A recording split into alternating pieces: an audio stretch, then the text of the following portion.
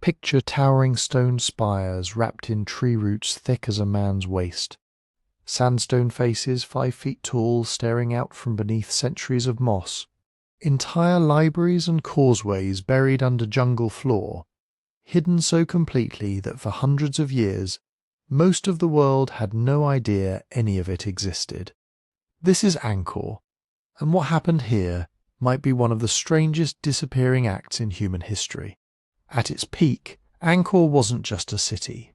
Some researchers believe it may have been the largest urban settlement on the entire planet, sprawling across an area bigger than modern-day Phnom Penh, bigger than medieval Paris, bigger than anything else humans had built up to that point in history. We're talking about a metropolis that may have supported up to 750,000 to 1 million people, connected by canals, reservoirs and roads stretching for hundreds of square miles. And then, according to the story most of us grew up hearing in the year 1431, it all just stopped.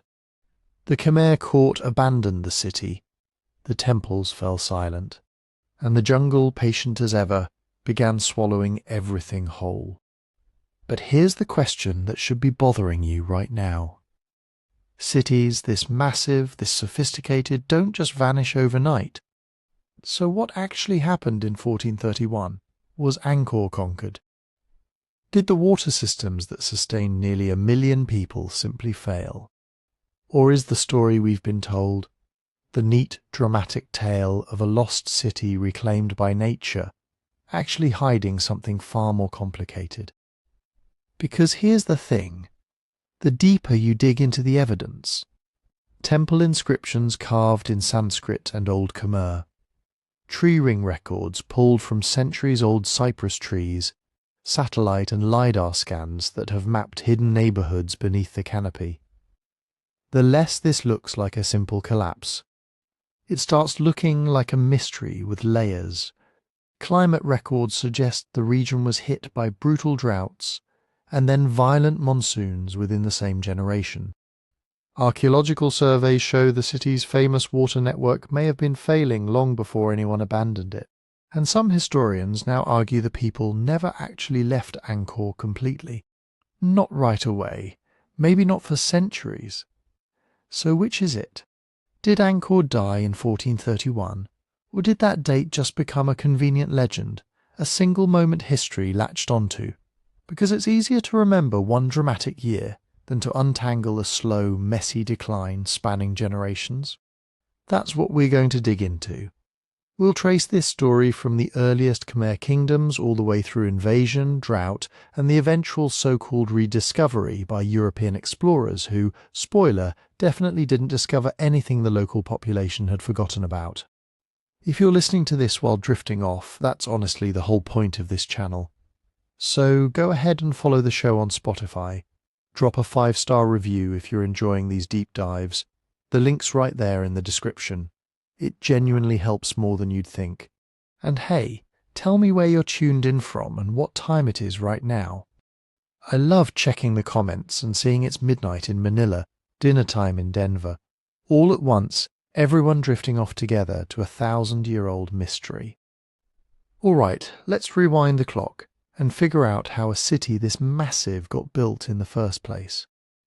So let's actually pin this thing down on a map, because right now Angkor probably feels like some vague mythical jungle city floating in your imagination somewhere between Indiana Jones and a National Geographic special.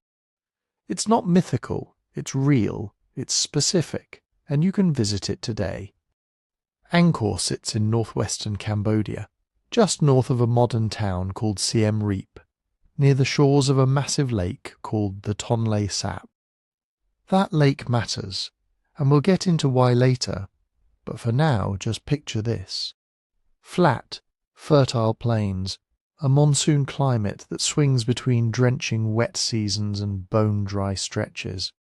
And rising out of that landscape, one of the most ambitious building projects human beings had ever attempted, centuries before bulldozers, before steel, before anything we'd recognize as modern engineering.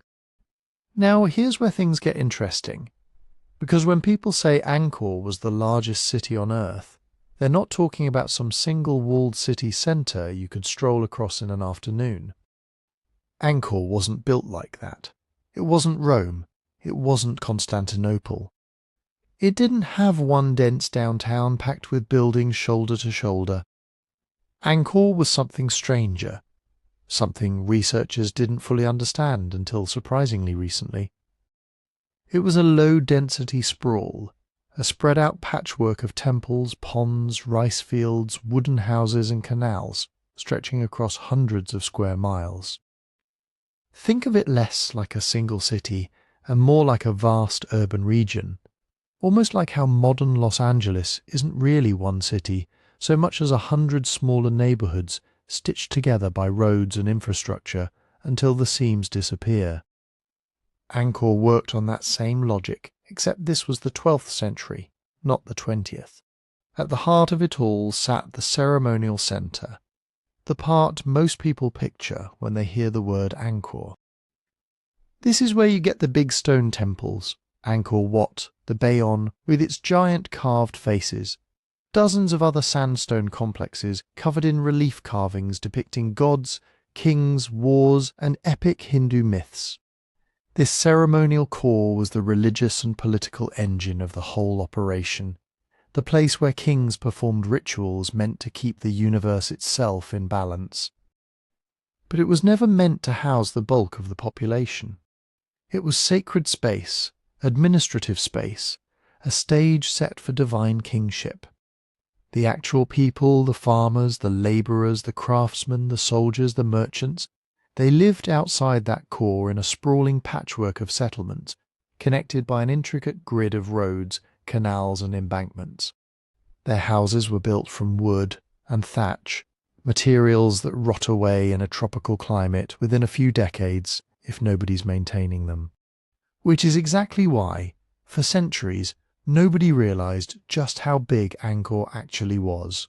The stone survived, the wood didn't. Explorers and early archaeologists could see the temples poking through the jungle canopy, but the neighbourhoods surrounding them had already dissolved back into the earth, leaving barely a trace for the naked eye to catch. So how many people are we actually talking about here? This is where things get genuinely contested, and you should be a little suspicious of anyone who gives you an exact number with total confidence. Early estimates from the 20th century put Angkor's population somewhere in the range of a few 100,000 people. But more recent research, especially work built on satellite imaging and reconstructed agricultural output, has pushed some estimates dramatically higher, suggesting the greater Angkor region may have supported anywhere from 700,000 to as many as 1 million people at its height. That's a massive range, and the reason it stays so wide is because counting a low-density sprawl like Angkor is nothing like counting the population of a walled medieval city, where you can more or less tally households behind a defined perimeter. Angkor blurs into farmland. Farmland blurs into forest. Forest blurs into more scattered settlement. Where exactly do you draw the line and say, this counts as the city, and this doesn't? Different researchers draw that line in different places, and that single decision can swing the population estimate by hundreds of thousands of people. Now, let's put this in perspective, because numbers alone don't mean much without something to compare them to. In the 15th century, when Angkor was either collapsing or transforming, depending on which version of the story you believe, Paris had somewhere around 200,000 people. London was smaller still. Even massive, wealthy cities like Cairo or Nanjing, some of the biggest urban centres on the planet at the time, were working with populations that likely fell short of what Greater Angkor may have supported at its absolute peak a couple centuries earlier. So if those higher population estimates hold up, Angkor wasn't just big.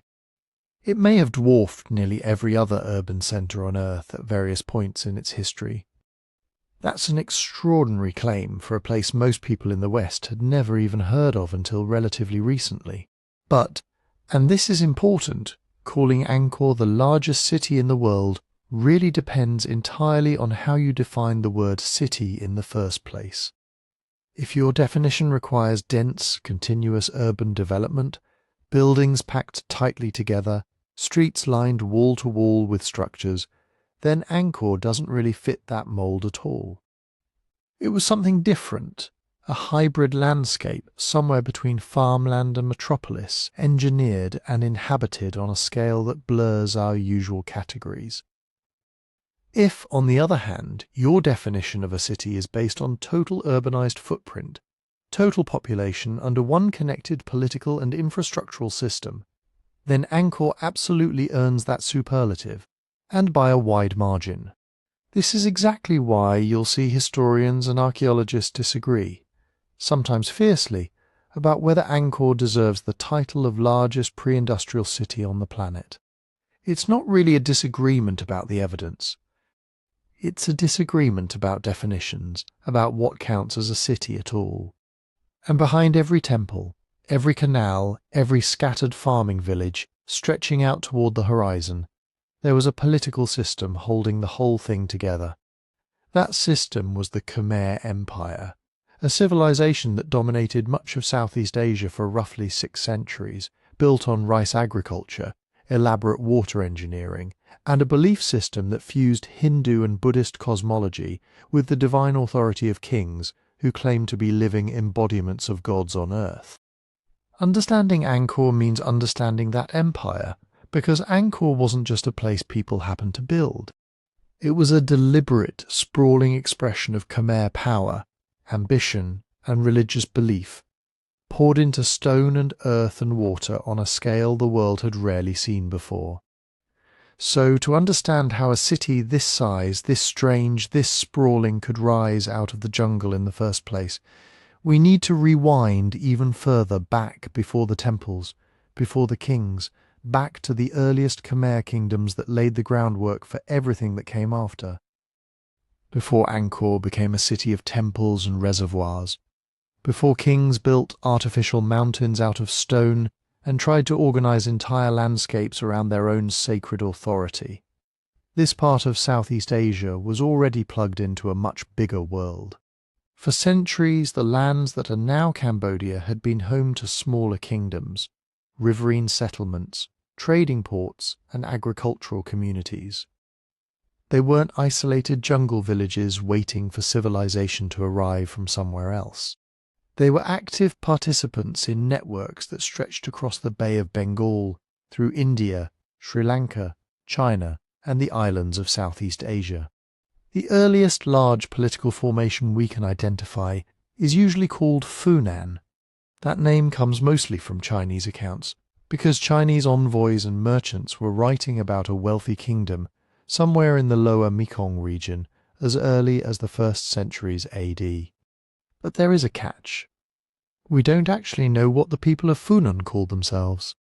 We don't know exactly how centralized their kingdom was, and we definitely shouldn't imagine a neat modern nation-state with fixed borders and one capital controlling everything inside a line on a map.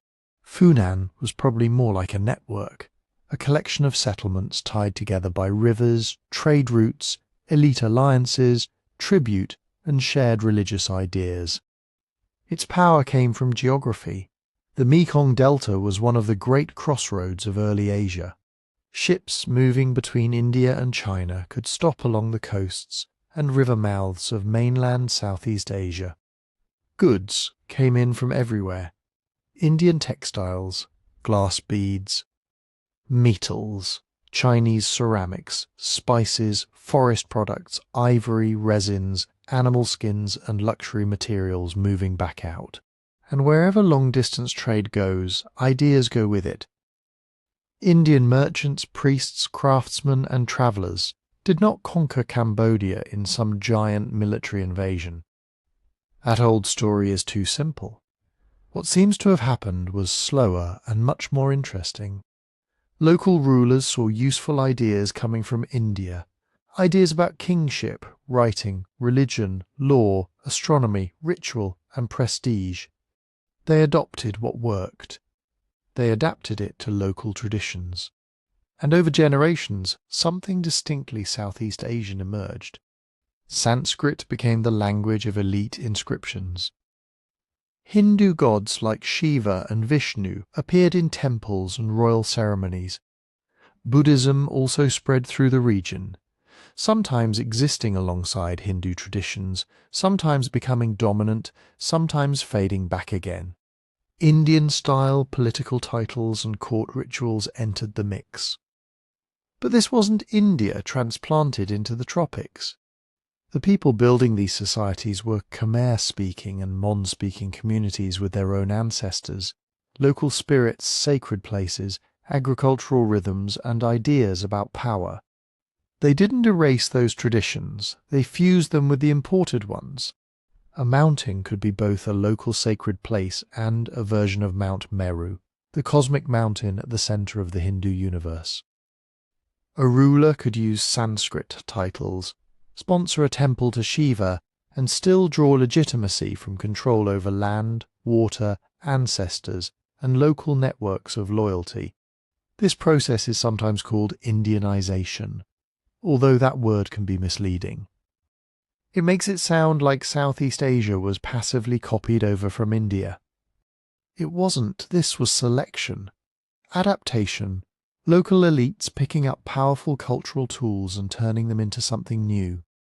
By around the 6th century, Funan seems to have fragmented or been replaced by political centres that Chinese sources called Chenla. Again, the label is frustrating. Chinese records make Chenla sound like a successor kingdom that rose up, defeated Funan, and took over. Real history was probably messier. It may have been several competing inland powers, not one unified empire. Some were based farther up the Mekong and its tributaries, closer to the fertile floodplains and forested uplands that would later become the Khmer heartland. And that shift inland mattered. Coastal trade could make rulers rich, but inland agriculture could make them powerful in a more permanent way. The monsoon-fed plains of Cambodia were capable of producing huge rice surpluses when water, labour and land were managed effectively. A king who could organise irrigation, mobilise workers, protect farming communities, and collect part of the harvest had something more reliable than a cargo of imported beads. He had a base for building armies, temples, roads, and political alliances. Still, none of this meant the Khmer world was unified. Far from it. For centuries, rulers rose and fell across a patchwork of rival principalities. Inscriptions mention kings, queens, land grants, temples, priests, and disputes over control. Power was personal. It depended on marriage alliances, military force, ritual authority, and the ability to keep local elites on your side. A ruler might control one valley, one river system, one cluster of temple communities. His successor might lose it all. Another dynasty might emerge 50 miles away and claim the same sacred ancestry.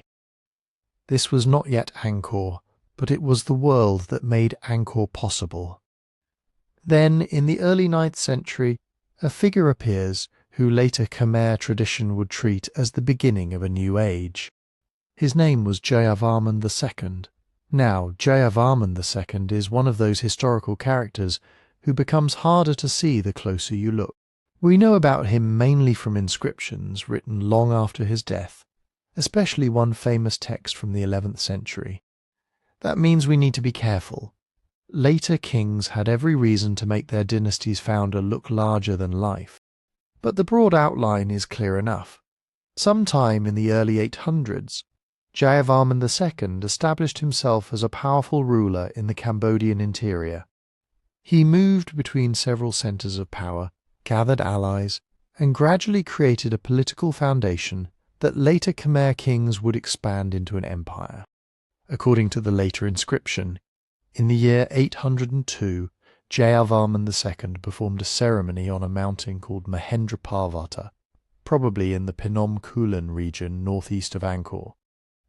During this ritual, he was declared Chakravartin, a universal ruler, a king whose authority extended in every direction like the turning of a cosmic wheel. The inscription also says a priest established something called the Devaraja, And this is where things get complicated.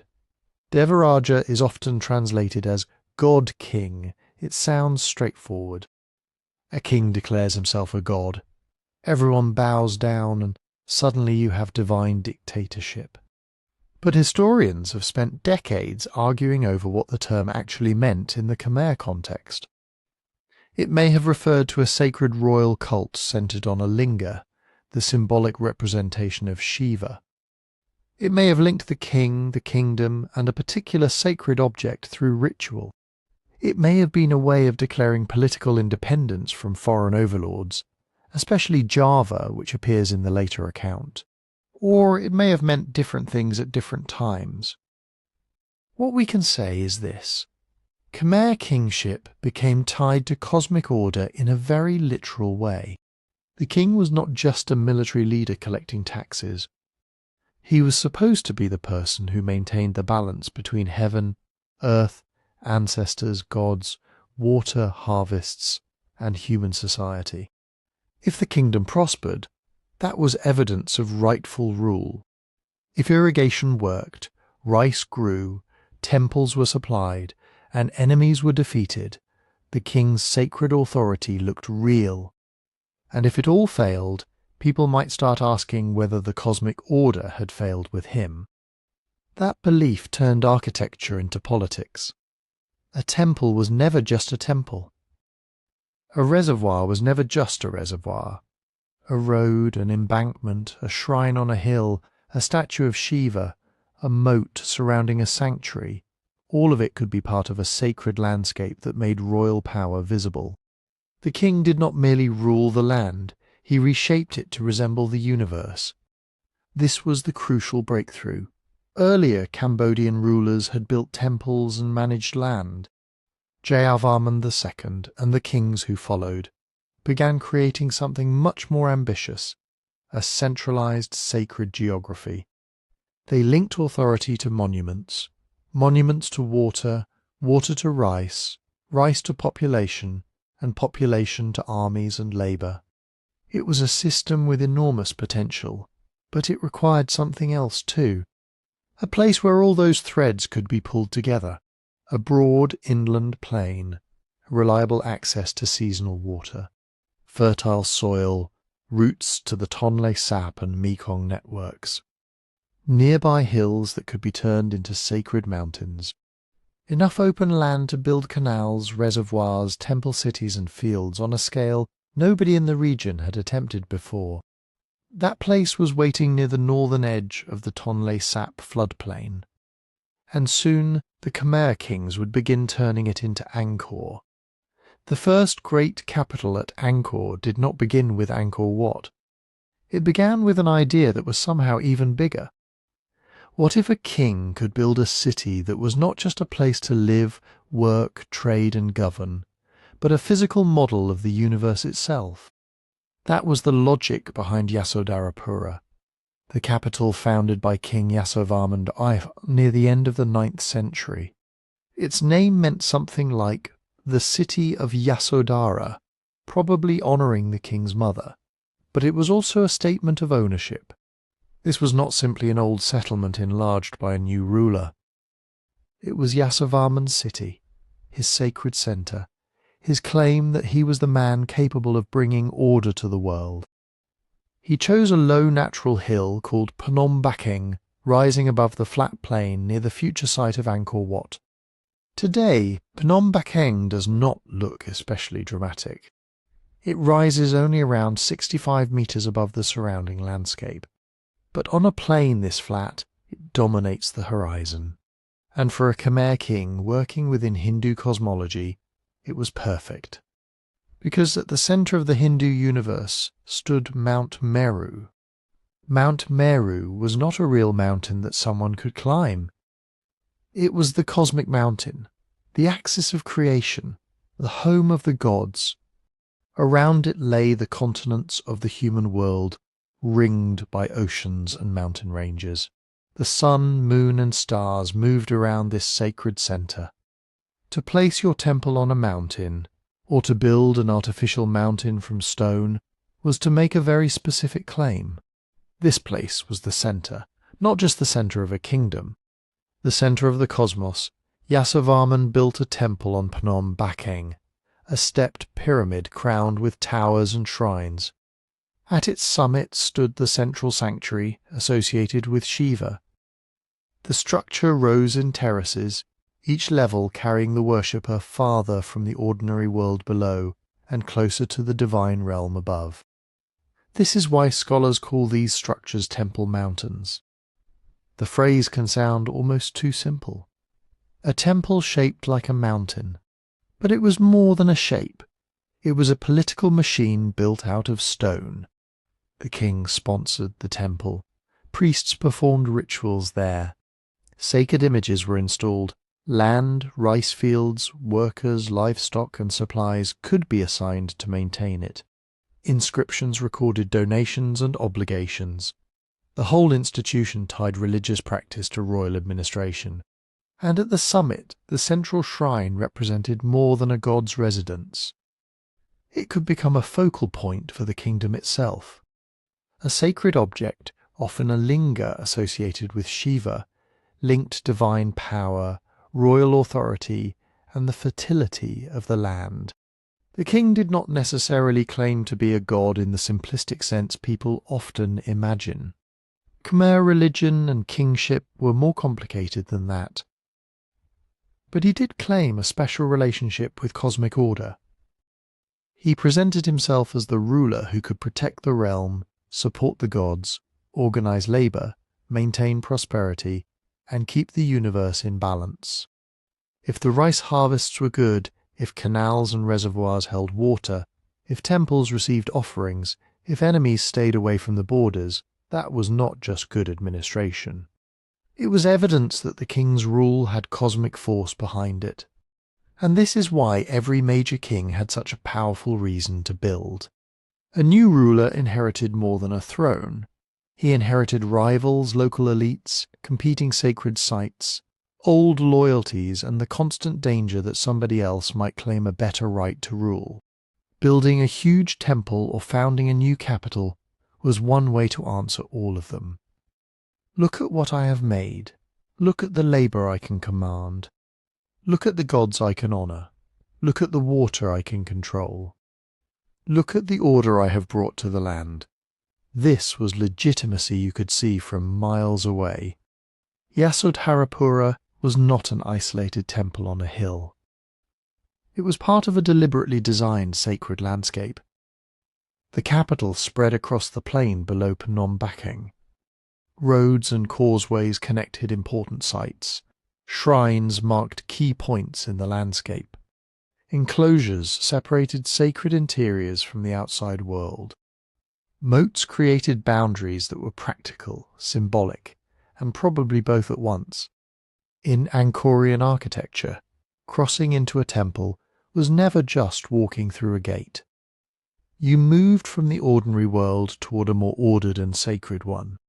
First came the outer enclosure, then perhaps a moat representing the cosmic ocean surrounding Mount Meru. Then a long raised causeway lifting you above the water and directing your body toward the central sanctuary. Walls and galleries narrowed your path. Towers rose ahead. Each step took you closer to the cosmic center, and therefore closer to the source of royal power. The design told a story without needing words. The world is ordered. The gods are at its center. The king is their chosen protector on earth. And you are standing inside the proof.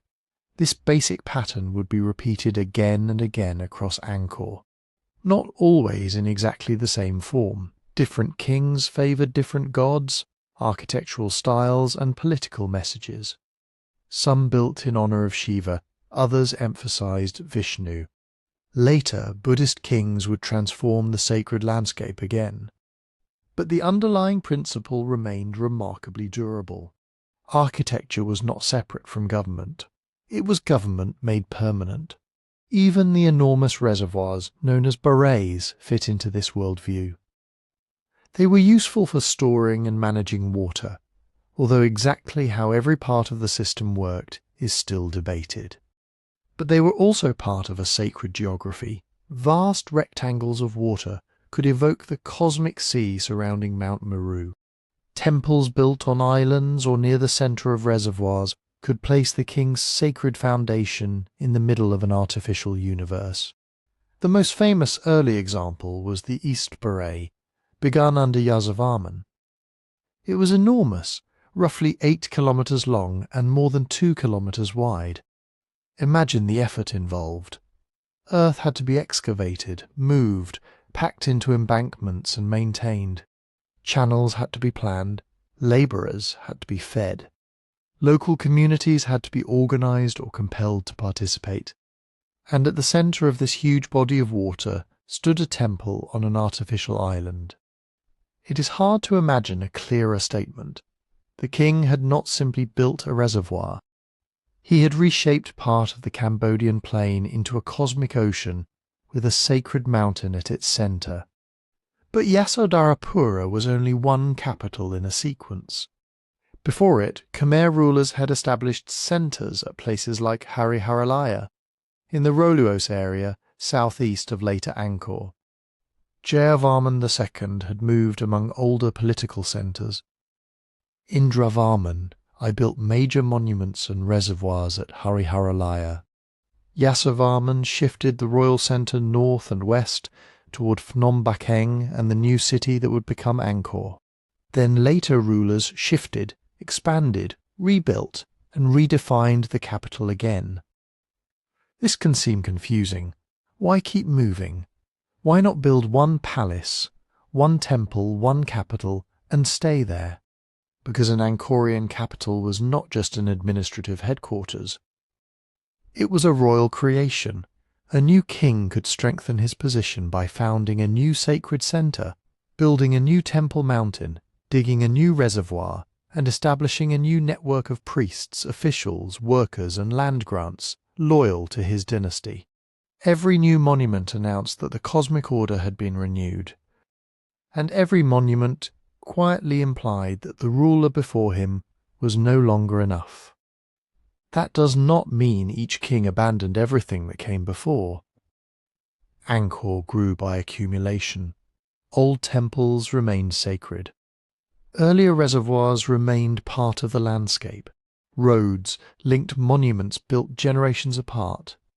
Kings inherited a vast ritual and economic system, then added their own layer to it. Over centuries, the plain became crowded with royal memories. A shrine built by one king, a baray built by another, a temple expanded by a successor, an inscription recording fields donated to priests, a causeway leading toward a sanctuary whose founder had been dead for 200 years. Angkor was becoming something no ordinary capital could be. It was a city, yes, but it was also a map of royal ambition across time. Each ruler tried to place himself at the centre of that map. Each one built his own version of the universe, and to make that universe real, they needed to master the force that could make the entire plain flourish, or destroy it. Water. Water was the promise behind Angkor, but it was also the problem. The Cambodian plain has plenty of rain. In some years it can receive more than 1.5 meters of it. The trouble is that most of that water arrives during a few months of monsoon. From roughly May to October, rains can come hard and fast.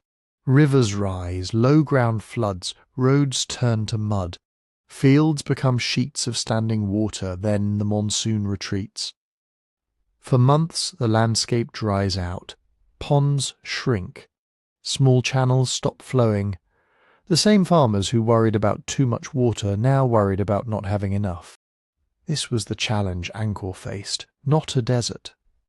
Not a land without water, a land where water arrived in overwhelming pulses, then became unreliable exactly when rice fields, people, animals and temples still needed it.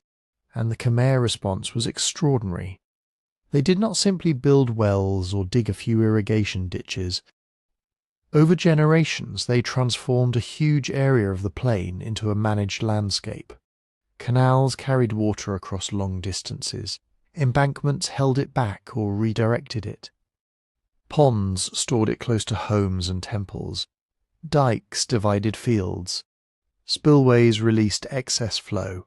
Moats surrounded sacred enclosures. Roads, often raised above flood level, doubled as barriers that altered the movement of water. And then there were the barrays. These were not ordinary reservoirs. They were vast artificial rectangles, some measuring several kilometres from end to end. The East Baray, begun under Jayavarman I, stretched about 8 kilometres long. The later West Baray was even larger, roughly 8 kilometres long and more than 2 kilometres wide. Stand on one of their embankments when full, and you're looking at a body of water so large it can feel less like a construction project than a natural lake. Except it was not natural. Its banks were built from earth. Millions upon millions of baskets, loads, or packed layers of soil had to be moved and shaped. The ground had to be surveyed, water had to be brought in, controlled, and released. Weak points had to be repaired before rain turned a small breach into a rushing cut through the embankment. This was engineering on a scale it is easy to underestimate because most of it was made of dirt. Stone temples survive. Earthworks soften, erode, disappear beneath forest and farms. But in Angkor's day, these embankments, channels and reservoirs may have been among the most important structures in the entire city. Because without water control, there could be no Angkor on this scale. Rice was the foundation. Rice fed workers building temples. It fed priests, soldiers, craft specialists, royal officials, traders, and the families who kept the city alive. It could be taxed, stored, offered to temples, and used to support royal institutions. A good harvest did not just mean full stomachs, it meant labour available for public works. It meant political stability. It meant the king could reward supporters and maintain the religious machinery that reinforced his authority. And rice is demanding. Too little water at the wrong moment can ruin a crop. Too much can ruin it too. The ideal was not simply flooding every field. It was managing water carefully enough to match changing seasons, local elevations, soil conditions, and the needs of different communities. That is why Angkor's water landscape was not one giant bathtub with canals attached. It was a sprawling network. Water flowed from the Kulen Hills to the northeast, where streams carried monsoon runoff down toward the low plain. Khmer engineers diverted parts of these flows into channels. Some waterways likely helped fill reservoirs. Others passed through settlement areas, temples, and fields. Local ponds and smaller basins may have provided water closer to where people lived. Channels could drain excess water in one season and possibly distribute or retain it in another. The same routes also moved people. A canal was not just an irrigation feature. It could be a transport corridor. Boats could carry rice, timber, fish, pottery, stone, construction materials, and people more easily than carts could cross muddy ground. During the wet season especially, waterways connected a landscape that might otherwise become difficult to travel through. Think about what that meant for a city spread across hundreds of square kilometres. You could move supplies from farming communities toward temple centres. You could connect workshops to markets. You could bring food into dense populations. You could link royal foundations separated by miles of fields, ponds, shrines, and wooden houses. Water helped turn a scattered agricultural landscape into something capable of functioning like a megacity. But here is where the story gets complicated. For years, Angkor was often described as a giant hydraulic city, almost like a medieval water machine. In that picture, reservoirs collected monsoon water, canals distributed it, and a centrally controlled system supported massive irrigated rice production across the whole plain. It is an appealing idea, and parts of it are clearly true. Angkor had enormous waterworks. Its rulers invested heavily in reservoirs, canals, moats, and embankments. water management was deeply connected to agriculture, transport, urban life, and royal power. But archaeologists now debate how unified the whole system really was. Did one central authority operate Angkor's waterways as a single coordinated machine? Did the Bares function mainly as irrigation reservoirs? Or were they also sacred monuments, flood control features, local water sources, symbols of kingship, and parts of a landscape whose functions changed over time? The answer may be all of those things in different places and periods. Some canals may have been designed for irrigation. Others may have drained floodwater. Some may have served transport more than farming. Some reservoirs may not have distributed water as efficiently as older theories assumed. And because Angkor grew over centuries, later builders often had to work around infrastructure created by earlier kings for different purposes. This was not a city built from one master blueprint. It was a city assembled layer by layer. One ruler dug a reservoir. Another built a temple nearby. A later king redirected a channel. New neighborhoods expanded along roads and waterways. A former field became a settlement. An old embankment became a road. A sacred moat became part of a drainage route. Over time, the landscape became more productive, more connected, and more complicated. And complexity has a cost. An earthwork is never finished. A stone temple can stand neglected for centuries, slowly cracking but still recognizable. A canal is different. It silts up. Banks collapse. Plants invade. Floods cut new channels. Gates, spillways, bridges, culverts and dikes all require inspection and repair.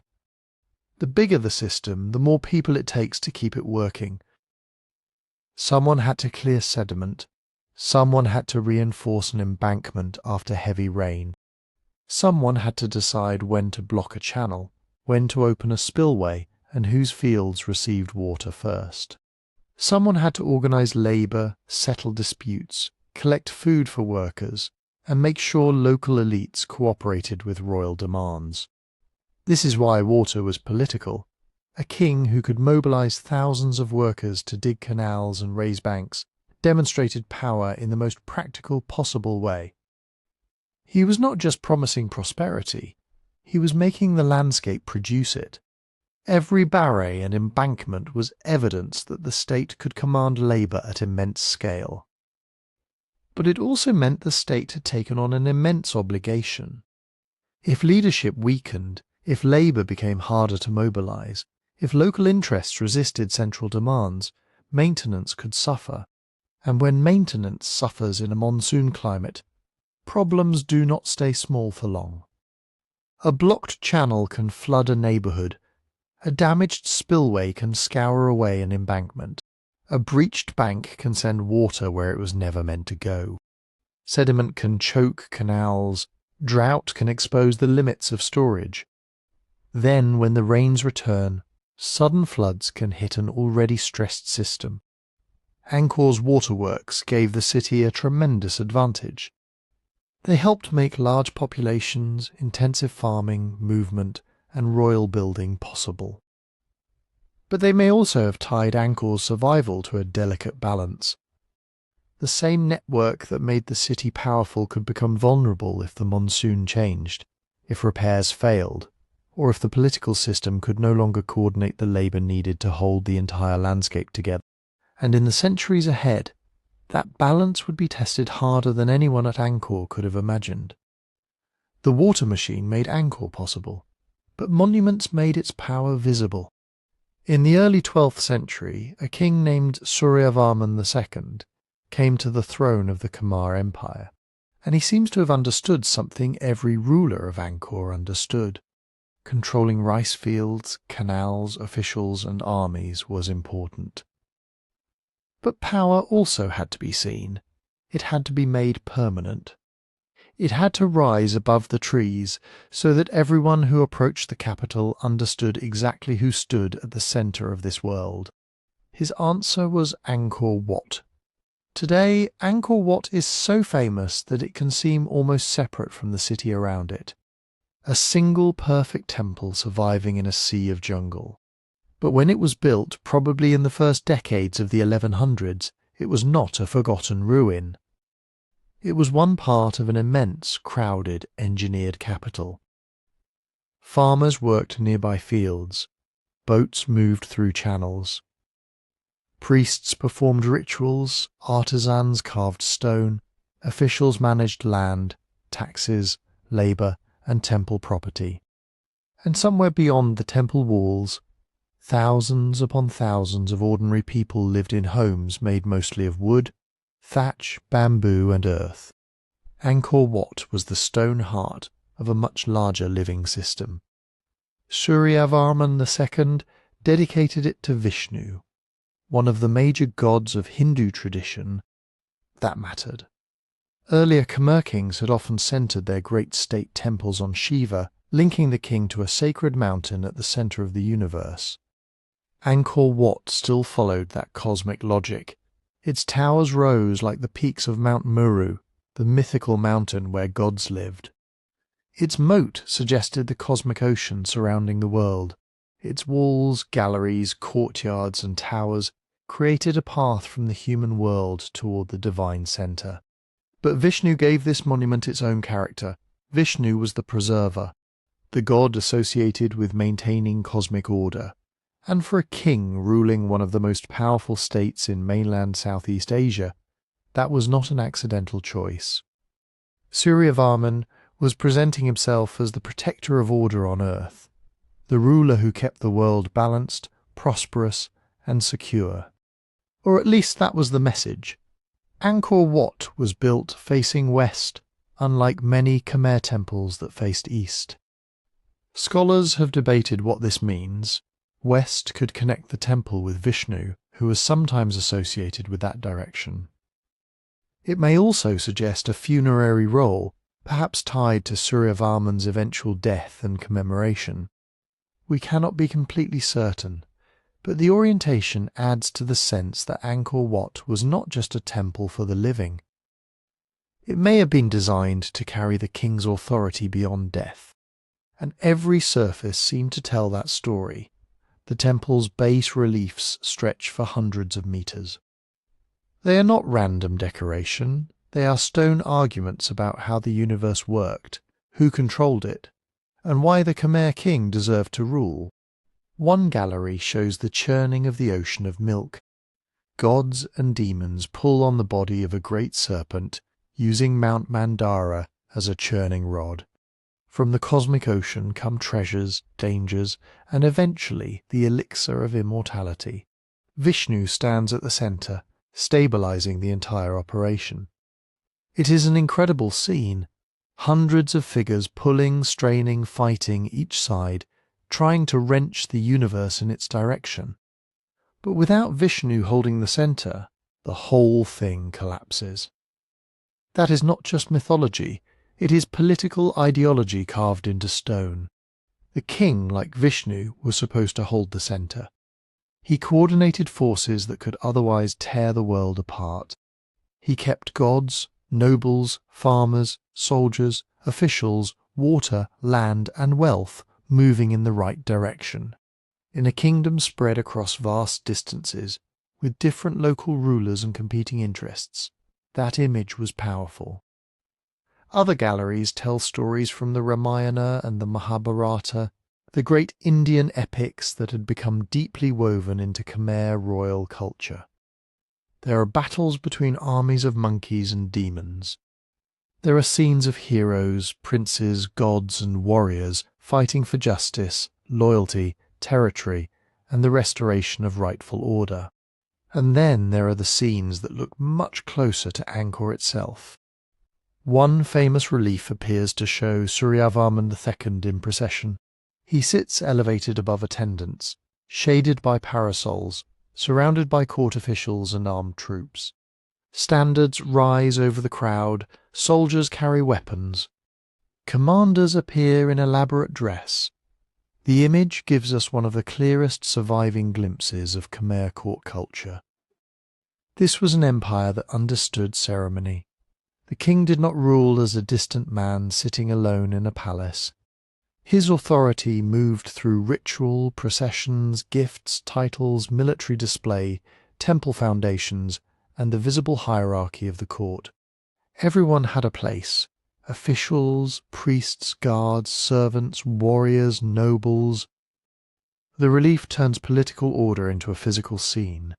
You can see rank, you can see discipline, you can see the immense human machinery required to make a kingdom function. And you can also see war.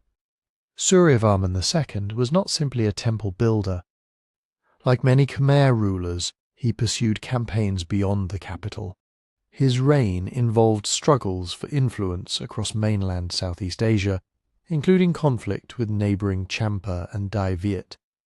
Some campaigns may have brought tribute, prestige, or control over strategic areas. Others seem to have gone badly. Medieval inscriptions and foreign records do not give us a clean story of constant victory. What they show instead is a powerful state operating in a competitive region, where alliances shifted, rivals resisted, and military success was never guaranteed. That is important, because Angkor Wat can make Khmer power look effortless. It was not effortless. Just imagine the labour behind this one temple. A moat nearly 200 metres wide, massive enclosure walls, stone causeways, 5 central towers, long galleries, thousands of carved figures, sandstone blocks quarried from the Kulin region many kilometres away, then moved across the landscape by a combination of waterways, roads, animals and human muscle. Nobody knows exactly how many workers built Angkor Wat or how long every stage took. But the project demanded an enormous system of organisation. Quarry workers had to extract stone. Transport crews had to move it. Masons had to shape it. Carvers had to cover walls with stories. Farmers had to produce enough surplus rice to feed people who were not farming. Officials had to assign labour, record obligations, manage supplies, and prevent the whole operation from breaking down. A temple this large was never just a religious building. It was a demonstration that the king could mobilize the wealth of an empire.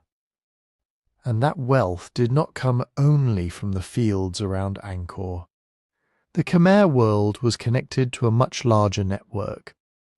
Roads and river routes linked Angkor to other parts of mainland Southeast Asia. Goods moved toward the Mekong and Tonle Sap, then outward toward maritime trade routes. Chinese ceramics found at Angkor show connections with markets far beyond Cambodia. Forest products, wax, resins, ivory, hides, precious woods, metals and luxury goods could move through regional exchange networks. Khmer rulers also dealt with neighbouring powers whose ports and coastal routes connected the mainland to merchants crossing the South China Sea and the Indian Ocean. Angkor was inland, but it was not isolated. Its prosperity depended on fields, forests, rivers, labour and trade routes stretching far beyond the temple towers. For a moment under Suryavarman II, the empire may have looked almost unshakable. Its capital possessed waterworks on a scale few other medieval cities could match. Its rulers commanded armies, its temples transformed religious belief into monumental stone. Its influence reached across much of present-day Cambodia and into surrounding regions. But magnificence can hide strain. A king who needed to build Angkor Wat also needed to keep nobles loyal, maintain canals and embankments, supply armies, manage temples, and hold together territories that did not always want to be held. A giant monument could proclaim stability. It could not guarantee it. And after Suryavarman II, Angkor would discover just how quickly a powerful empire could be pulled into crisis.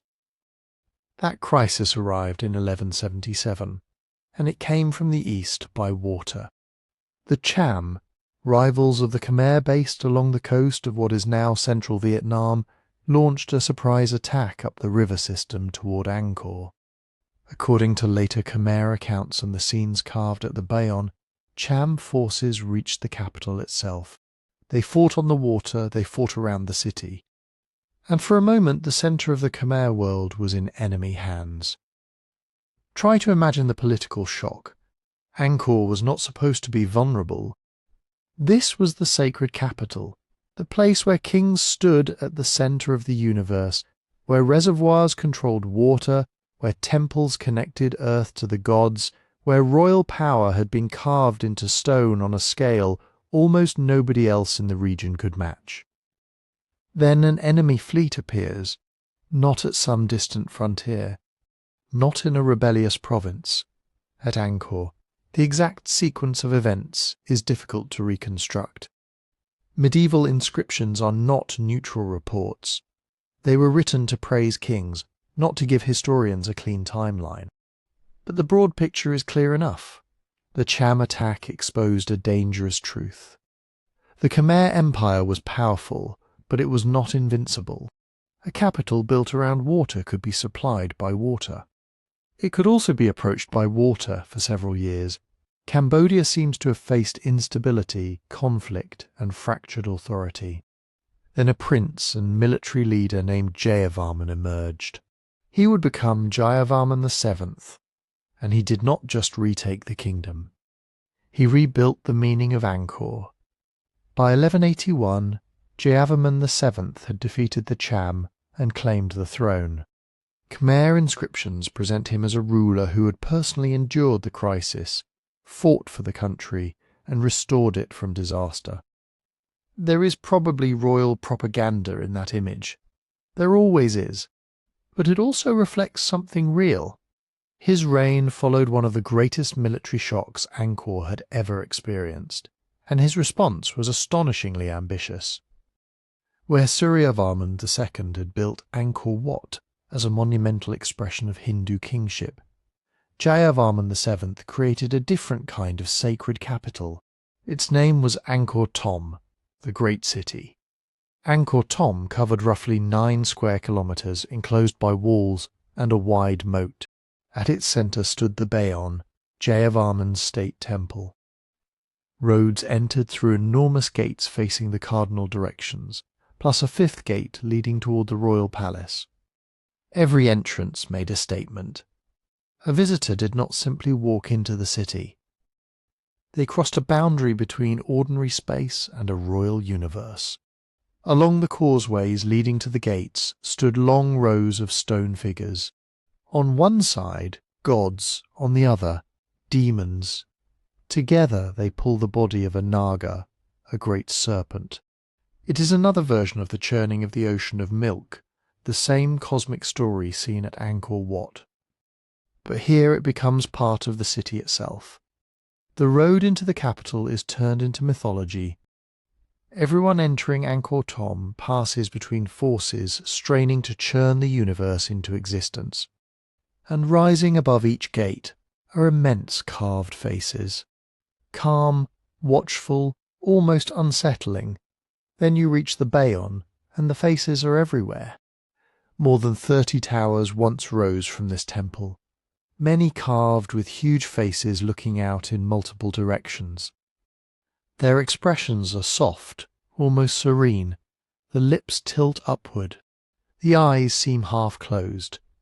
They have become one of the most recognizable images in all of Southeast Asian history. But who are they? Nobody can say with complete certainty. Many scholars think they represent Avalokiteshvara, the Bodhisattva of compassion, a figure central to Mahayana Buddhism. Others argue that the faces combine Avalokiteshvara with Jayavarman VII himself. Not exactly a portrait. Something more powerful than that. The king appearing as the compassionate protector of his people, present in every direction, watching over the roads, gates, temples, and subjects of his realm. It was a new vision of kingship. Earlier Khmer rulers had drawn heavily on Hindu traditions, particularly the cult of Shiva and the idea of the god-king. Jayavarman VII did not abandon the old religious world entirely. Hindu gods remained important. Older sacred places continued to matter. But his major state projects were shaped by Mahayana Buddhism.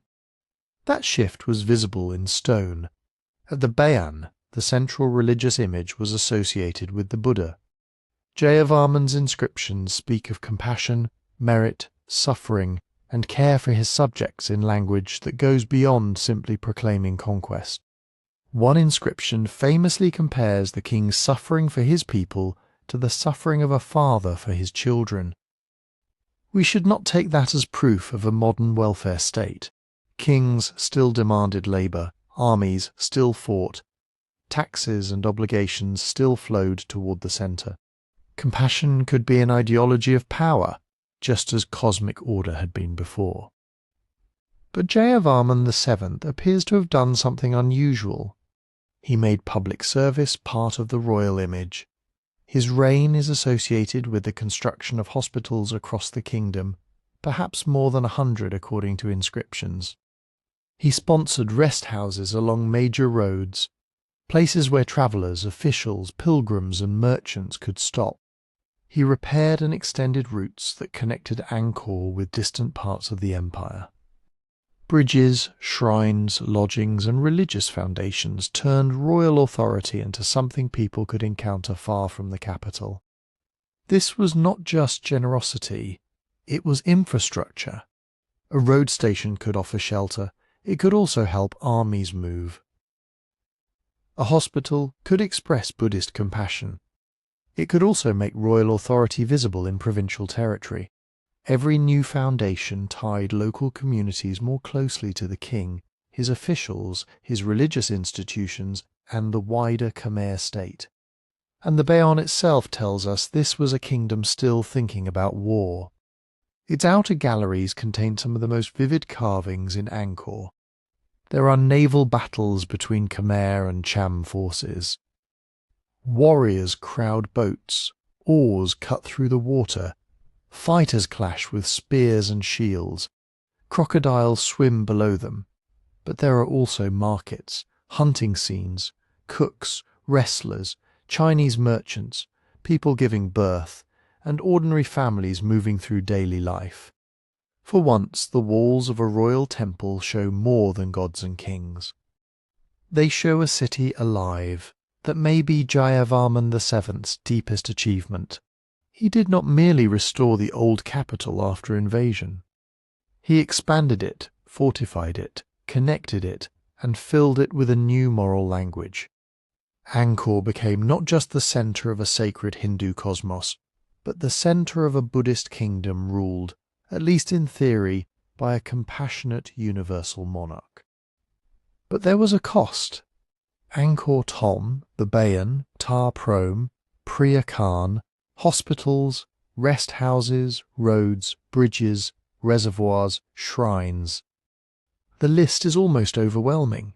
All of it required quarrying, transport, skilled labour, rice surpluses, administrators, temple staff and constant maintenance.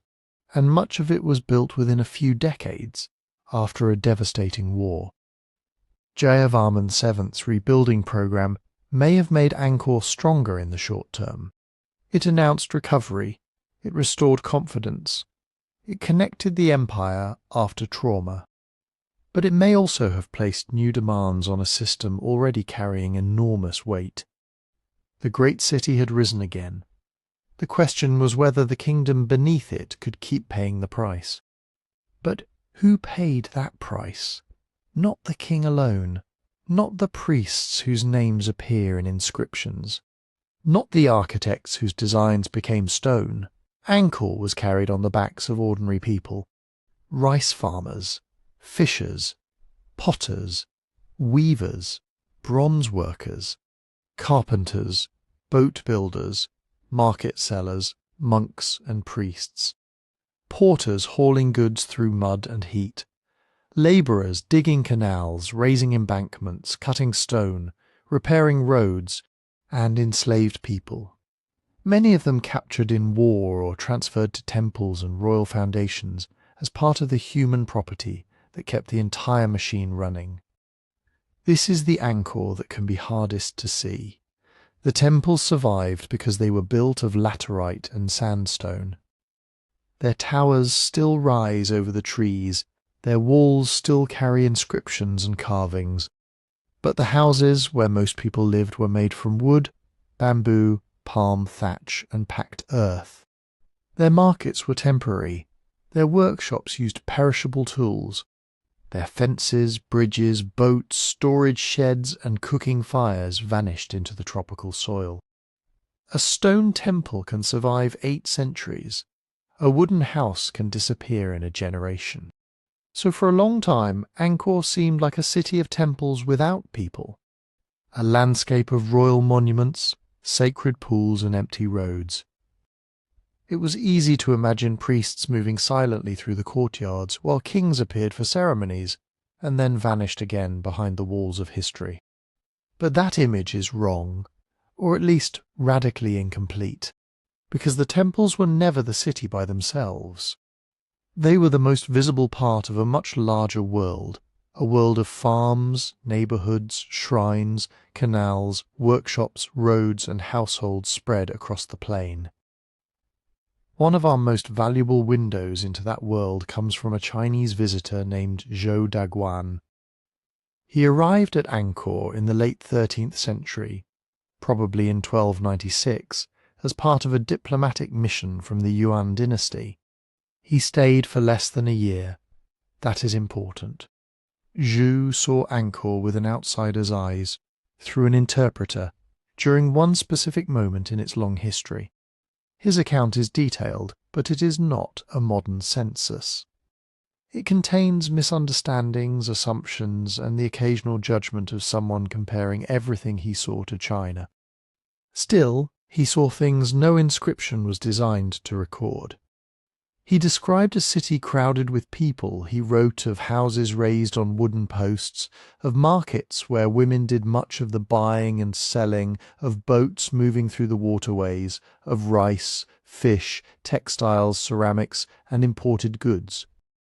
He noticed that common people lived very differently from the elite.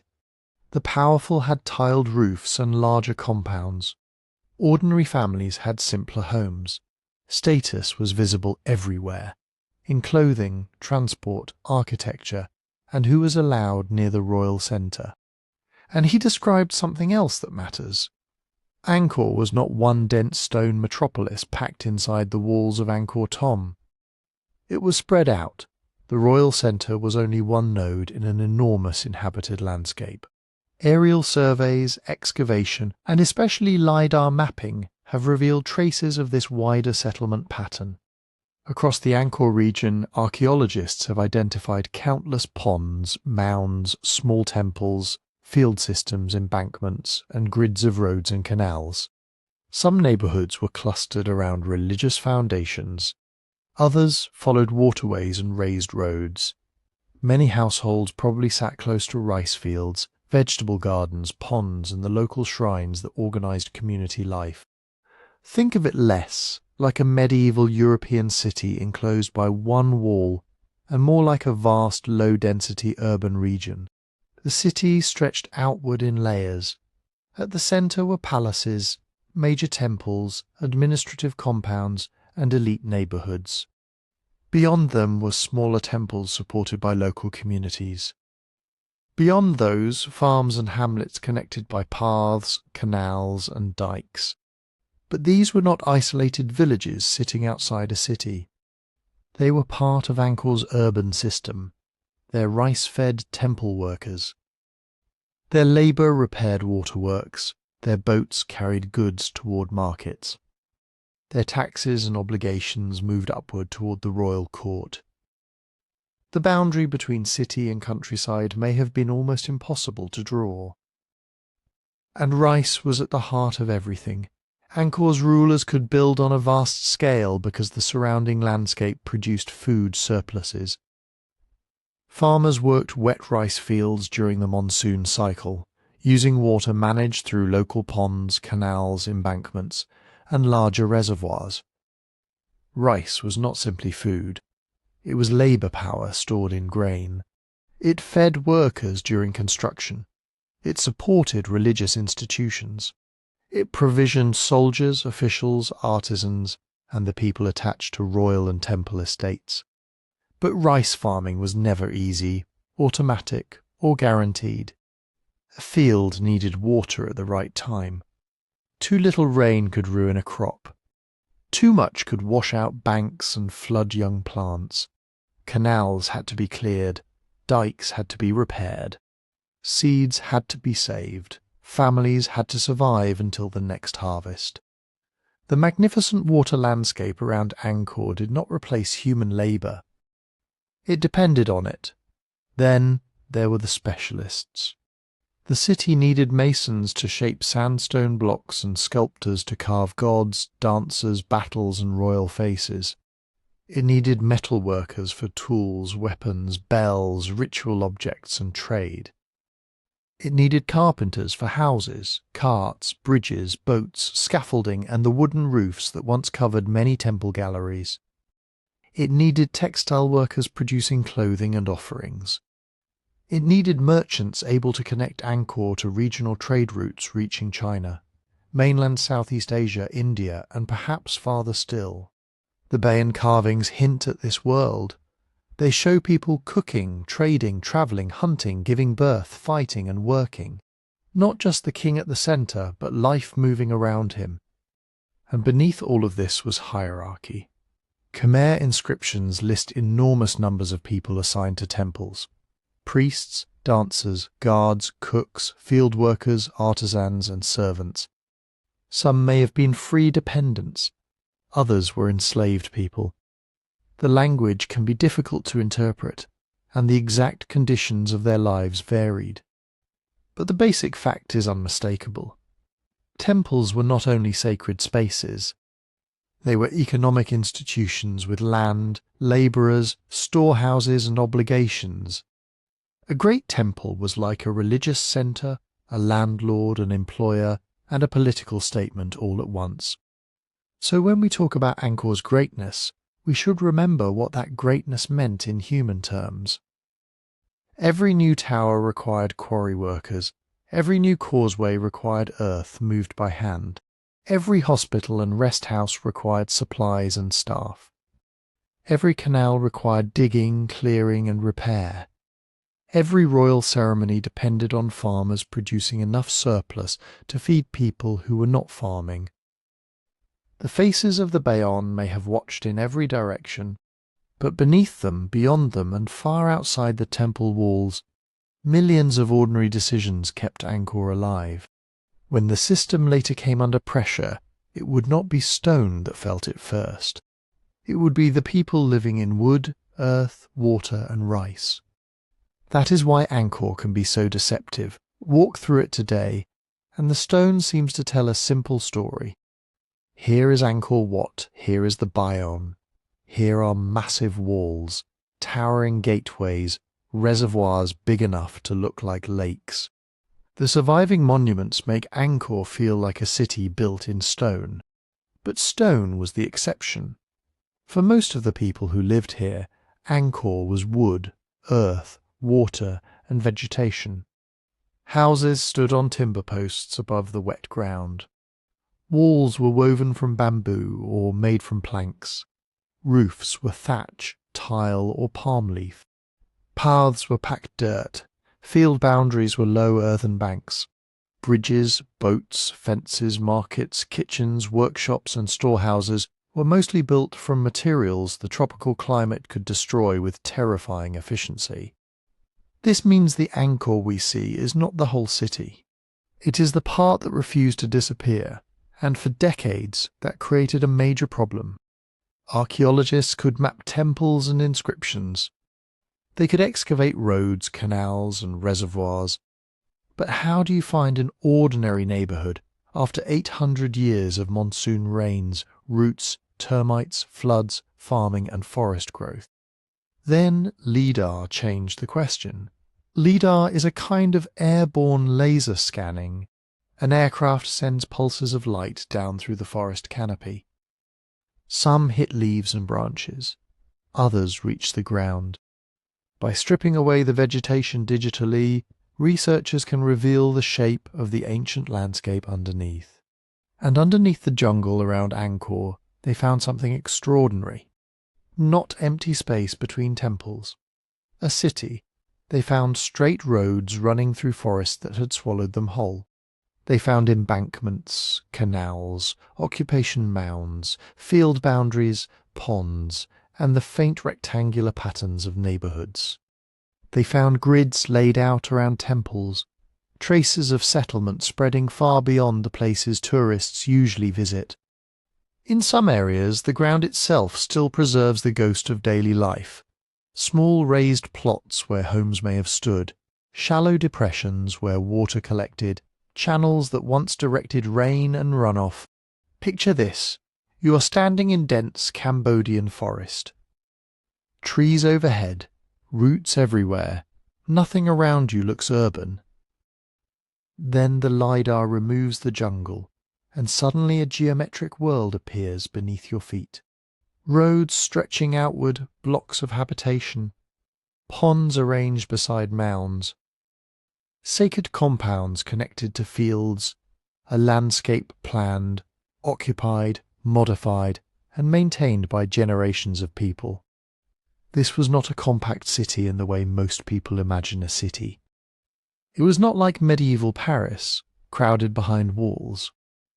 It was not like Chang'an or Beijing, with dense neighbourhoods organised inside a clearly bounded urban enclosure. Angkor Thom had walls, gates, and a royal centre. But Angkor itself was much bigger than Angkor Thom, much bigger than any single temple enclosure. Its population was distributed across an immense landscape that mixed urban life with farming. Archaeologists call this low-density urbanism. That phrase can sound technical, but the idea is simple. Instead of packing everyone into streets lined with buildings, Angkor spread people across a huge managed plain. Houses stood near ponds. Ponds stood near rice fields. Rice fields lay beside canals, roads, shrines, and local temples. A family could live within the Angkorian world without living anywhere near the king's palace. In a modern city, you might have one neighbourhood for homes, another for businesses, another for farms far beyond the suburbs. At Angkor, those categories overlapped. A household pond might provide water for washing, cooking, fish, and perhaps dry season needs. It could store rainwater and help manage runoff when the monsoon arrived. Beside it might stand a raised house, a garden, fruit trees, a small shrine, and paths leading toward fields. Nearby, a local temple or religious foundation could serve as more than a place for ritual. It might organize labor, hold land, receive rice, employ workers, and connect the community to officials and elite patrons far away. The sacred and the practical were woven together. A shrine was not separate from the neighborhood.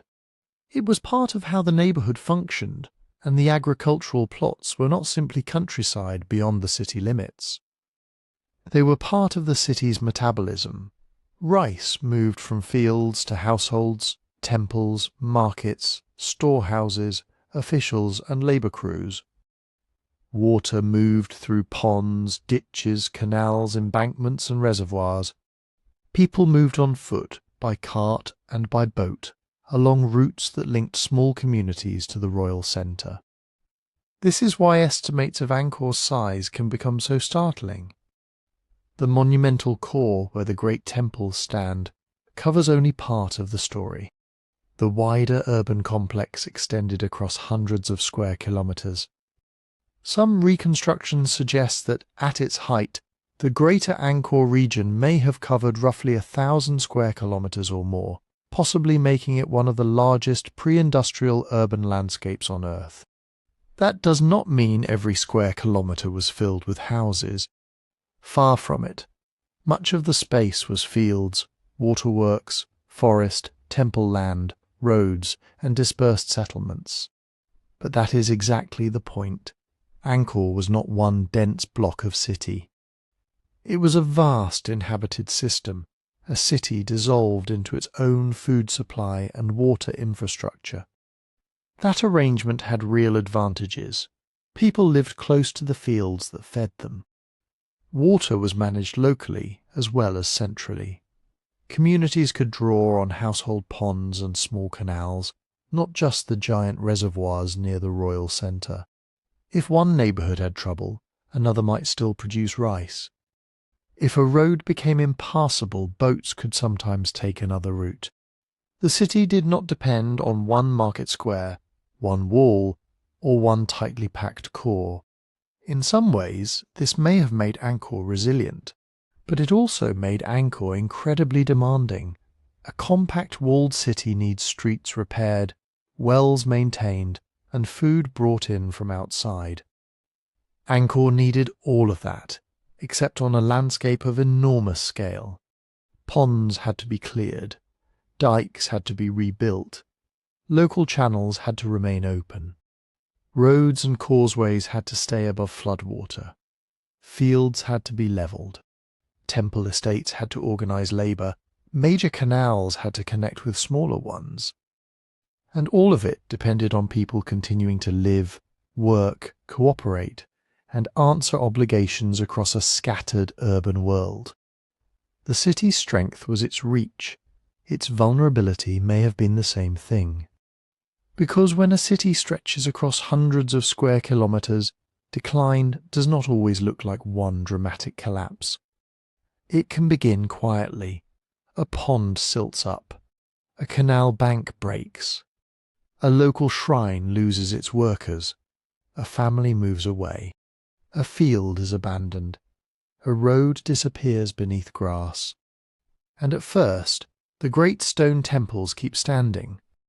But the city around them begins to thin, and that thinning may have started long before anyone could have called it collapse.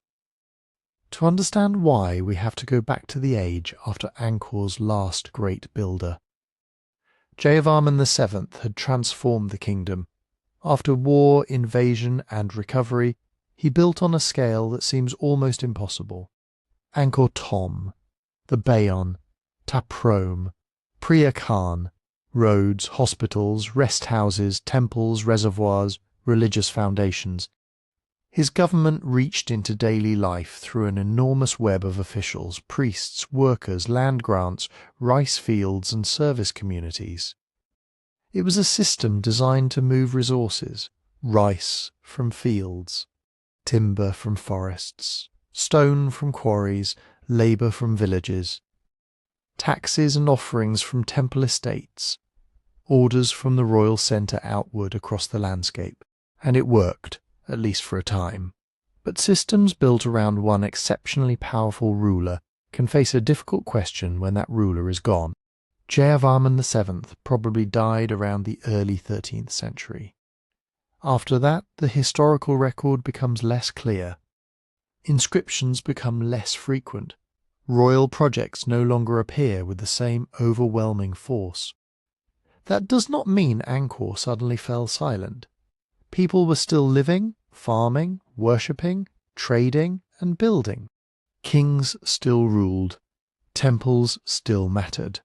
But something was changing. The state no longer seems to have commanded labour and resources with the same visible confidence. Think about what Jayavarman VII had left behind. Not just monuments, but obligations. Every great temple needed staff. Priests, dancers, farmers, guards, cooks, cleaners, administrators, artisans, and people assigned to produce rice and offerings. A foundation could control land and depend on entire communities for its upkeep. The more temples a king endowed, the more people had to keep the system running generation after generation. Building a monument is one thing. Maintaining a civilization-sized network of monuments is something else. And after Jayavarman VII, religious priorities began to shift. Angkor had never belonged to one single faith in the modern sense. Khmer kings had long drawn on both Hindu and Buddhist traditions. A ruler could honour Shiva, Vishnu, the Buddha, and local sacred powers within the same political world. Temples were religious places, yes, but they were also statements of royal legitimacy. They linked the king to the cosmos, the ancestors, the land and the people expected to serve him. So when religious imagery changed, it was never just about theology. It was also about power. After Jayavarman VII's strongly Mahayana Buddhist reign, some later rulers restored Hindu patronage to greater prominence. The most famous example is Jayavarman VIII, who ruled in the later 13th century. During this period, many Buddhist images were altered, removed, or reworked. At the Bayon and other sites, archaeologists have found evidence of Buddhas being defaced, transformed, or replaced with Hindu imagery. At first glance, this can look like a simple story. One religion defeating another, Hindu rulers smashing Buddhist statues, but the evidence is more complicated than that. Some images were damaged, certainly. Some were recarved, some sacred spaces were redesigned. But not every alteration had the same meaning. A Buddha could be removed because a new ruler wanted to reject the symbolism of the previous reign. An image could be converted because a temple was being brought into a new ritual system. A shrine could be repurposed because local worshippers had changed, because patrons had changed, or because the political message of the monument needed to change. Stone faces and statues were not just art. They were active symbols in a living political landscape. If you controlled a temple, you controlled land, labour, prestige, and access to the sacred authority attached to that place. Changing an image could be an act of devotion. It could be an act of royal policy. It could be a way of erasing a rival's memory. Or it could simply be a practical decision made by people trying to keep an old sacred place meaningful in a new age. Then another shift gathered strength. Theravada Buddhism, which emphasized the authority of monastic communities and the individual pursuit of merit, had been present in mainland Southeast Asia for centuries. By the 13th and 14th centuries, it was becoming increasingly important in the Khmer world. Over time, it would become Cambodia's dominant religious tradition. This mattered because Theravada Buddhism did not necessarily require the same kind of giant state-sponsored temple system that had defined Angkor's imperial peak. A massive Hindu or Mahayana foundation could be tied tightly to royal power. It needed endowments, staff, ceremonial specialists, and a ruling elite capable of directing huge surpluses into sacred construction. Theravada worship could be organized around smaller monasteries and local communities. Merit could be made through donations to monks, support for a neighborhood temple, or acts of personal devotion that did not destroy the state, and it did not make people stop caring about Angkor's old monuments. But it may have changed where resources went. Instead of every major religious investment reinforcing the king's central cosmic order, more authority may have flowed through local monasteries, local patrons, and local networks of merit. The centre still mattered, but it may no longer have been the only place where sacred legitimacy was produced. And that is where political change becomes a problem for a city like Angkor. Angkor depended on coordination, not just the king giving commands, but thousands of people continuing to fulfill obligations.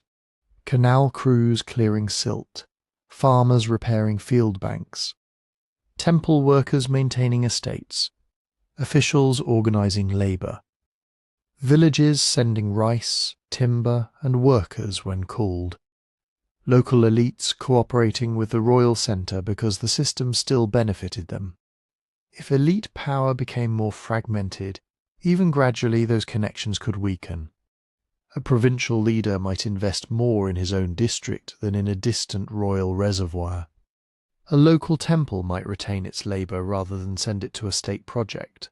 A new king with weaker claims might struggle to command the same loyalty as Jayavarman VII. Succession disputes, shifting alliances, and changing religious patronage could all make centralised mobilisation harder. No single broken canal would destroy Angkor.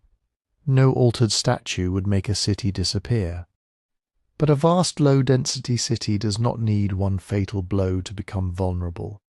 It only needs enough small failures to stop being repaired at the same time.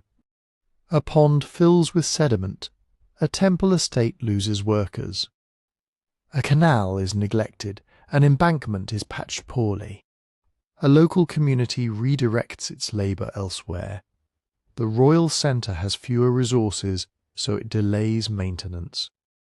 Then the next crisis arrives, and the system has less room to absorb it. The first cracks were not necessarily visible from the towers of Angkor Thom. But beneath those towers, the political machinery that held the landscape together may already have been losing strength. And then the climate changed, not in some distant abstract way. Not as a line on a graph that nobody at Angkor could see. It changed in the rice fields, in the reservoirs, in the canals, in the timing of the rains that determined whether an entire year would bring abundance or hunger. For a city built on water management, the monsoon was not background weather. It was the system's heartbeat. Every year the rains had to arrive with enough water to fill ponds, moats, canals and reservoirs. That water then had to be captured, redirected, stored and released across the dry months, keeping rice fields productive and people fed. Angkor's engineers had created an astonishing machine for working with the monsoon. But even the best machine depends on the conditions it was designed to handle. And during the 14th and 15th centuries, evidence suggests those conditions became far less predictable. We know this from sources that seem almost impossibly distant from medieval Cambodia. Tree rings, lake sediments, cave formations, layers of mud carried by ancient floods, chemical signals preserved in coral and stone across mainland Southeast Asia. Paleoclimate researchers have been reconstructing the history of rainfall season by season, century by century. One of the most important records comes from long-lived trees in Vietnam. Their rings preserve changes in moisture over hundreds of years. Wide rings can point to favourable growing conditions. Narrow rings can indicate stress, often linked to drought. When researchers compared these records with other regional climate evidence, a troubling pattern emerged. Around the time Angkor was already facing political strain, the monsoon appears to have faltered. There were severe droughts lasting not just one failed season, but decades.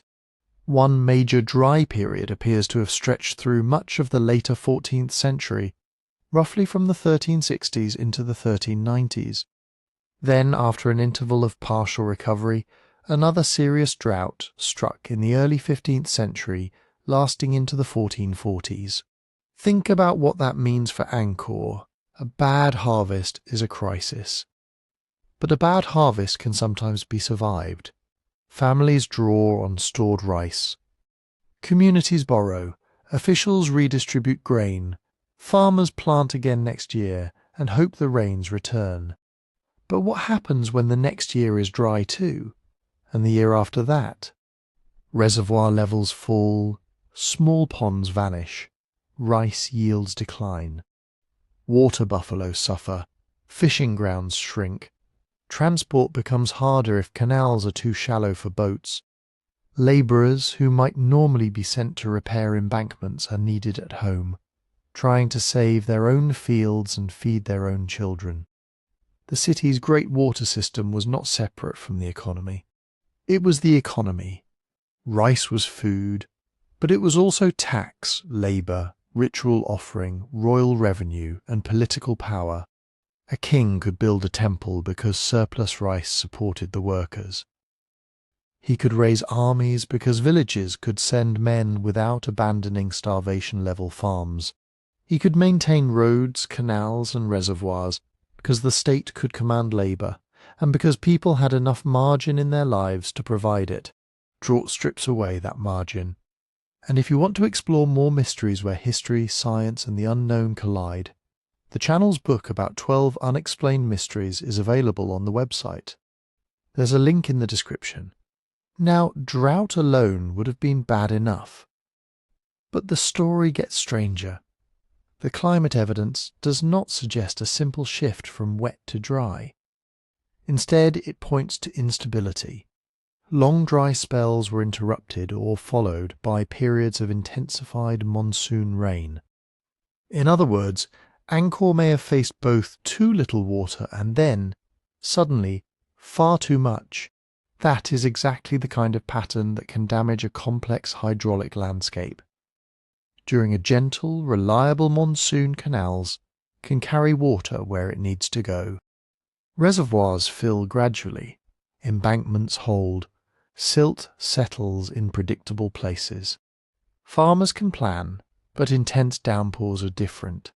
Water does not politely enter the system, it rushes through it. A canal designed for seasonal flow can become a destructive torrent. Earthen banks soften and slump. Spillways are overwhelmed. Channels erode deeper and wider. Silt, sand, branches and debris clog the places meant to distribute water.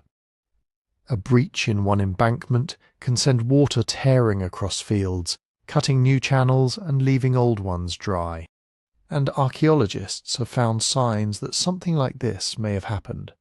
At Angkor, parts of the water network show evidence of repeated repair, modification, and emergency adaptation. Some channels appear to have been altered to manage changing flows. In places, engineers cut new routes, reinforced banks, or adjusted canals that had become damaged by erosion and sediment. At the great reservoirs known as barrays, researchers have identified areas where water control structures were reworked over time. These were not necessarily signs of failure. Repair is what functioning infrastructure requires. But the scale and timing matter. A city with stable institutions can respond to a damaged canal. It mobilizes workers, gathers timber and earth, clears sediment, rebuilds a bank, and restores the flow. A city already strained by drought, political fragmentation, shrinking surpluses, and changing patterns of authority may not be able to do that everywhere, all at once. Imagine the impossible choice. Do you send thousands of workers to repair a breached canal, or do you let them stay in their villages to plant rice before the next rain? Do you reinforce a reservoir embankment, or maintain the roads needed to move food into the city?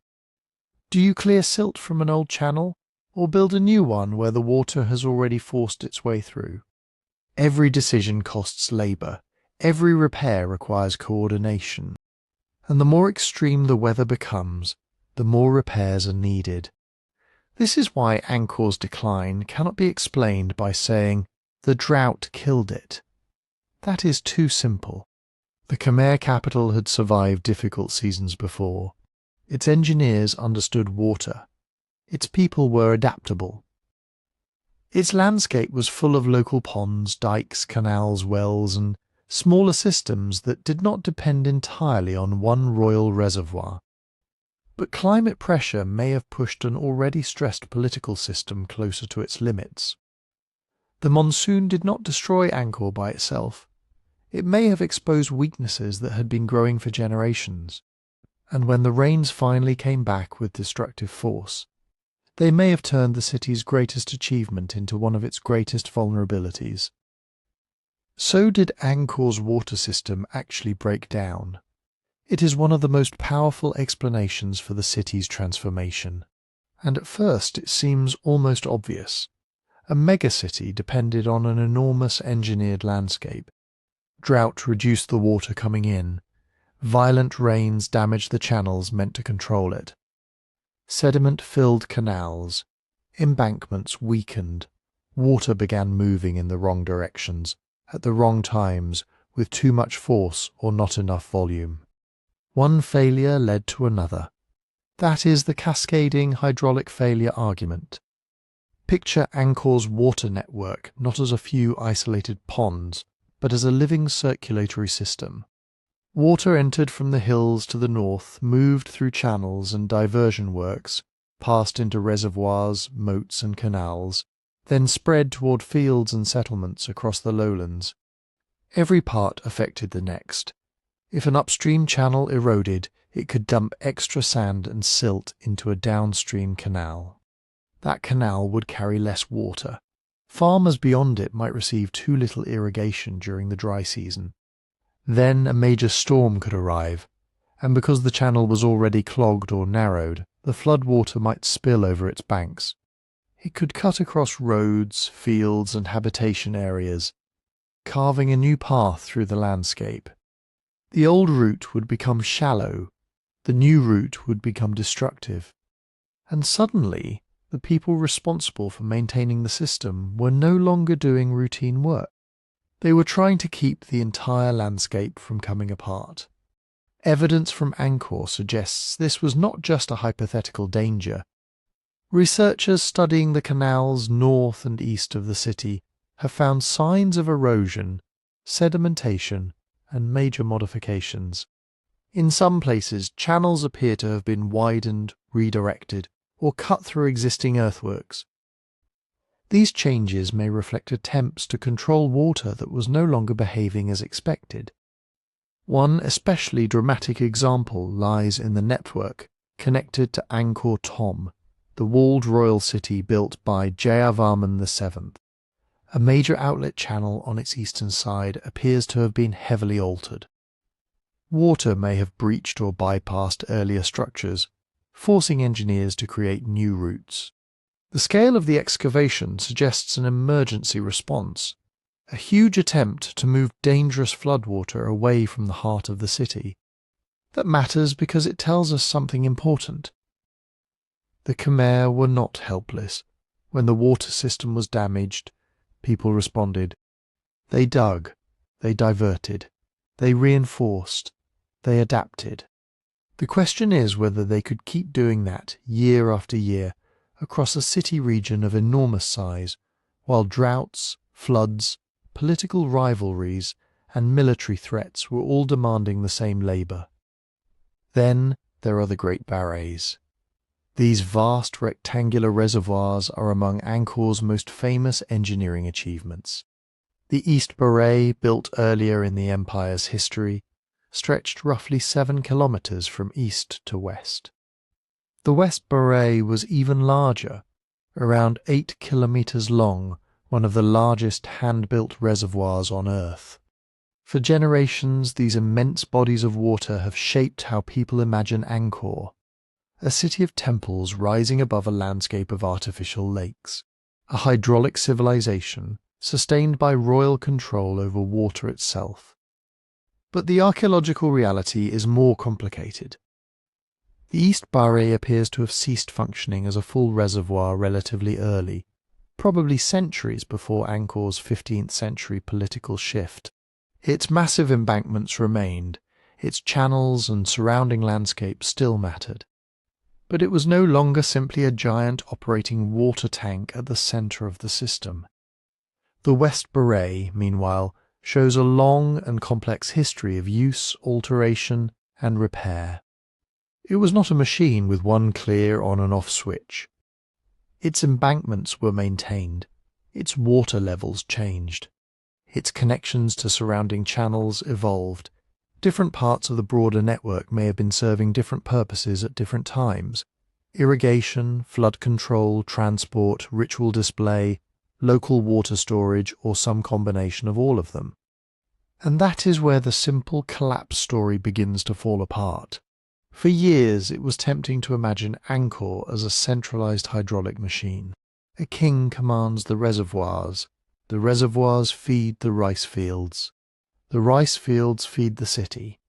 Then one day, climate disaster overwhelms the system.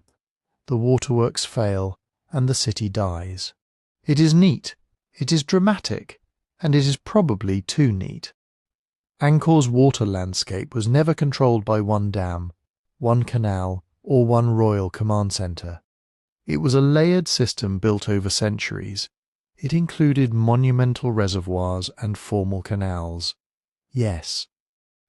But it also included village ponds, field dikes, small channels, wells, moats, local streams, and countless informal adjustments made by farmers and communities. Some areas may have suffered badly while others adapted. A damaged canal in one district did not mean every field in the Angkor region went dry. A breached embankment could be catastrophic locally, while another settlement shifted to groundwater, smaller ponds, or a different seasonal crop. Communities may have abandoned vulnerable zones and moved toward more reliable water sources. They may have relied less on the old royal infrastructure and more on local systems that were easier to repair and manage.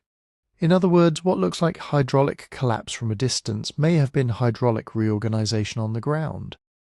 But reorganization has consequences. If water management moved away from massive centralized projects and towards smaller local networks, that could weaken the kind of political system that Angkor's kings had depended on. Monumental reservoirs and grand canals were not only practical infrastructure, they were statements of power. They showed that the king and his officials could organize labor on an unimaginable scale, reshape the land, and make abundance possible. If those projects became too expensive to maintain, or too unreliable under changing monsoons, then the old relationship between water, labor, and royal authority began to change. And maintenance is the key word. Earthworks do not last forever. Canals fill. Banks erode, spillways crack, trees grow into embankments. Water finds weak points. Every year someone has to clear the silt, pack new earth, cut brush, repair gates, redirect flows, and decide which fields get water first. A system as vast as Angkor's required constant labour and coordination even in good times. During drought, labour was scarce, because people needed to protect their own food supply. During floods, labour was pulled toward emergency repairs. During political instability, rulers may have had less authority to mobilize distant communities. During war, the very workers needed to maintain canals could be fighting, fleeing, or withholding support. So perhaps Angkor's water system did not break in one catastrophic moment. Perhaps it became harder to maintain, then harder still, until repairs became temporary patches instead of lasting solutions, until some channels were abandoned because others mattered more, until certain districts received less water, less labour, and less protection than before, until the giant machine that had once bound the region together became a patchwork of functioning pieces, damaged pieces, and local alternatives. That does not mean Angkor was suddenly swallowed by the jungle. It means the city may have been changing from the inside long before its temples stood silent. And as Angkor struggled to maintain the landscape that had made it powerful, another force was growing to the west. A new kingdom, a rising military rival, and unlike drought or flood, this threat had armies. That rival was Ayutthaya. Founded in 1351 on an island-like site between three rivers in what is now central Thailand, Ayutthaya rose with extraordinary speed. Its position was almost perfect. Rivers connected it to the rice-rich interior. The Chao Phraya carried goods south toward the Gulf of Thailand. From there, ships could reach China, India, the Malay world, and eventually the wider Indian Ocean trade network. Angkor had once dominated much of mainland Southeast Asia. Khmer armies had projected power westward into territories that later became central Thailand. Khmer temples, inscriptions, and artistic influence still marked the region. But by the 14th century, the balance was changing. New Thai-speaking kingdoms were growing stronger. Sukhothai had emerged earlier to the north. Then Ayutthaya absorbed rivals, gathered manpower, and turned the river plains into the base of a powerful new state. This was not simply a story of one kingdom rising because another kingdom fell. Both powers wanted the same things: control over fertile land, access to labour, influence over tributary towns, command of river routes, and perhaps most importantly, control of the commercial world linking mainland Southeast Asia to the sea. Angkor was inland, but it was not isolated. Its rulers had long depended on connections reaching down toward the Great Lake, the Mekong system, and coastal trading centres. Goods moved through these networks: forest products, wax, ivory, resins, metals, ceramics, cloth, and enslaved people taken in war. The wealth of a kingdom did not come only from rice fields. It came from controlling the routes that made distant exchange possible. Ayutthaya sat closer to the expanding maritime economy. As Chinese trade intensified during the Ming period, and as merchants crossed the Bay of Bengal and the South China Sea in greater numbers, coastal access became even more valuable. Power was beginning to tilt toward river ports and southern centres connected to international trade, and that put Ayutthaya and the Khmer world on a collision course. But here is where the story gets difficult. We would love to have detailed battlefield reports. Letters from generals, Khmer records describing the panic in Angkor, Ayutthayan documents listing troop numbers, supply lines, siege engines, and casualties. We do not have them. What survives is scattered, incomplete, and often written long after the events it describes. Khmer stone inscriptions become much rarer in the late Angkor period. Ayutthayan royal chronicles survive in versions compiled or edited centuries later. They preserve important traditions, but they are not neutral eyewitness accounts. Dates can shift, kings can be glorified, victories can be simplified. Defeats can fade from memory. It is like trying to reconstruct a war from a few damaged headlines. Family stories told generations afterward, and ruins that do not come with labels explaining who destroyed what. So historians have to be careful. There is strong evidence that Khmer and Siamese powers fought repeatedly. Campaigns crossed the frontier. Towns changed hands. Armies raided, besieged, and carried people away. This was not a peaceful transition between old power and new power. It was a long period of military pressure, but the exact sequence is uncertain. Traditional Thai chronicles describe Ayutthayan forces attacking Angkor more than once. In the best-known version of the story, King Boromarika Thirat II of Ayutthaya captured Angkor in 1431. The Khmer capital was taken. Its ruler fled south. Skilled people, officials, artisans, dancers, and perhaps members of the royal court were carried back to Ayutthaya.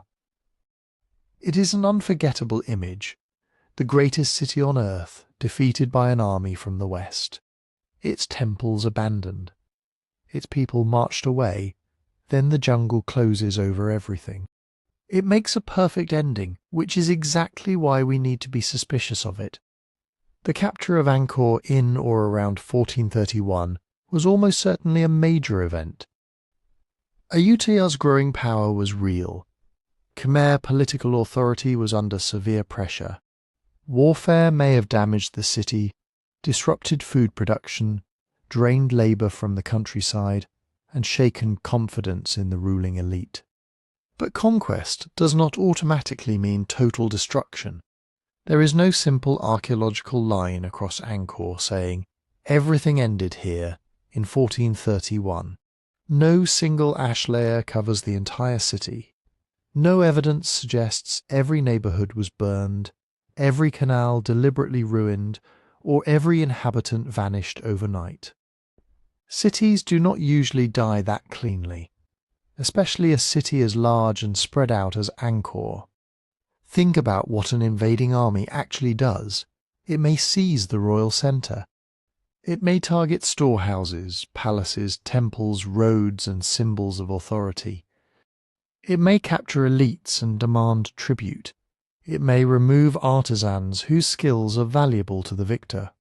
It may devastate particular districts while leaving others damaged, frightened, but still inhabited. For a kingdom already under strain, that can be enough. Angkor did not need to be physically erased for its old system to break apart. If war interrupted maintenance on canals and embankments, the water problems became worse. If farmers fled threatened areas, fields went untended. If provincial leaders stopped sending labour and tribute to the capital, royal projects stalled. If court factions blamed one another for military failures, political instability deepened. If skilled workers and administrators were taken west to Ayutthaya, the city lost people who knew how to build, repair, organise and govern. War could accelerate every weakness already unfolding inside the Khmer world. Drought had strained the landscape. Floods had damaged infrastructure. Economic gravity may have been shifting south. Local communities may have been relying less on the old royal centre. Then Ayutthaya arrived with armies, not as the single cause of Angkor's transformation, but as a force capable of turning a difficult adaptation into a political crisis. And according to the traditional account, that crisis reached its most dramatic point in 1431. But what exactly happened in 1431?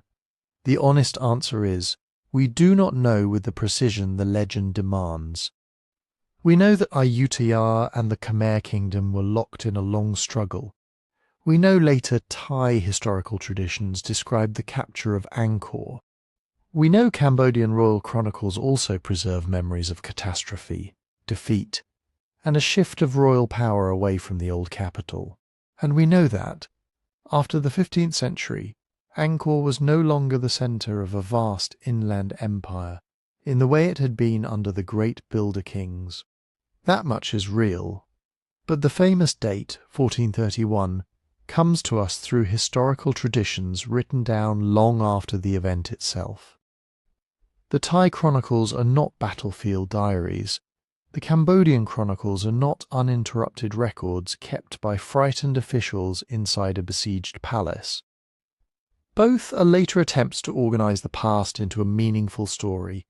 Kings rise, kingdoms triumph, capitals fall, dynasties move, and dates inside those traditions do not always agree perfectly. Some versions emphasise a Siamese conquest in 1431. Others point toward related campaigns before or after that year. The names of rulers, the sequence of wars, even the exact location of political centres can become difficult to pin down. This does not mean the stories were invented, it means they were shaped by memory, politics, and the need to explain how the world had changed. For Ayutthaya, the capture of Angkor became evidence of royal strength. A rising kingdom had defeated the old giant of the region. For later Cambodian traditions, Angkor's loss became something different. A wound in the national memory, the moment when a glorious age ended and a powerful neighbour carried away wealth, knowledge, people and prestige. Both traditions may preserve important truths, but neither should be read as if it were a modern news report. Archaeology makes the story even more complicated. If Angkor had been emptied in a single night, if every person had fled after a final siege in 1431, we might expect a sharp and obvious break in the ground. A citywide destruction layer, burned homes across every district, tools abandoned where they fell, a sudden end to all signs of daily life. That is not what archaeologists see. Angkor was not one compact walled city with a single palace at its centre. It was a vast urban landscape. Rice fields, ponds, canals, shrines, roads, embankments, monasteries, neighbourhoods, workshops, and scattered settlements stretched across an enormous area. Different parts of that landscape could decline at different times. One district could be damaged by war, another could remain occupied. A monastery could gain new patrons even as an old royal temple lost its importance. The fall of a capital is not always the disappearance of its people. It can mean the court leaves, the royal treasury moves, the officials who organised labour are gone, the army no longer protects the old roads, The giant waterworks no longer receive constant repair. The ceremonies that once tied the kingdom together stop happening or happen somewhere else.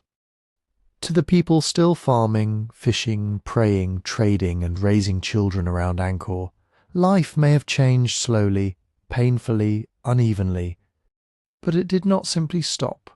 There are signs of continued activity after the traditional full date. Buddhist occupation continued at major temple sites.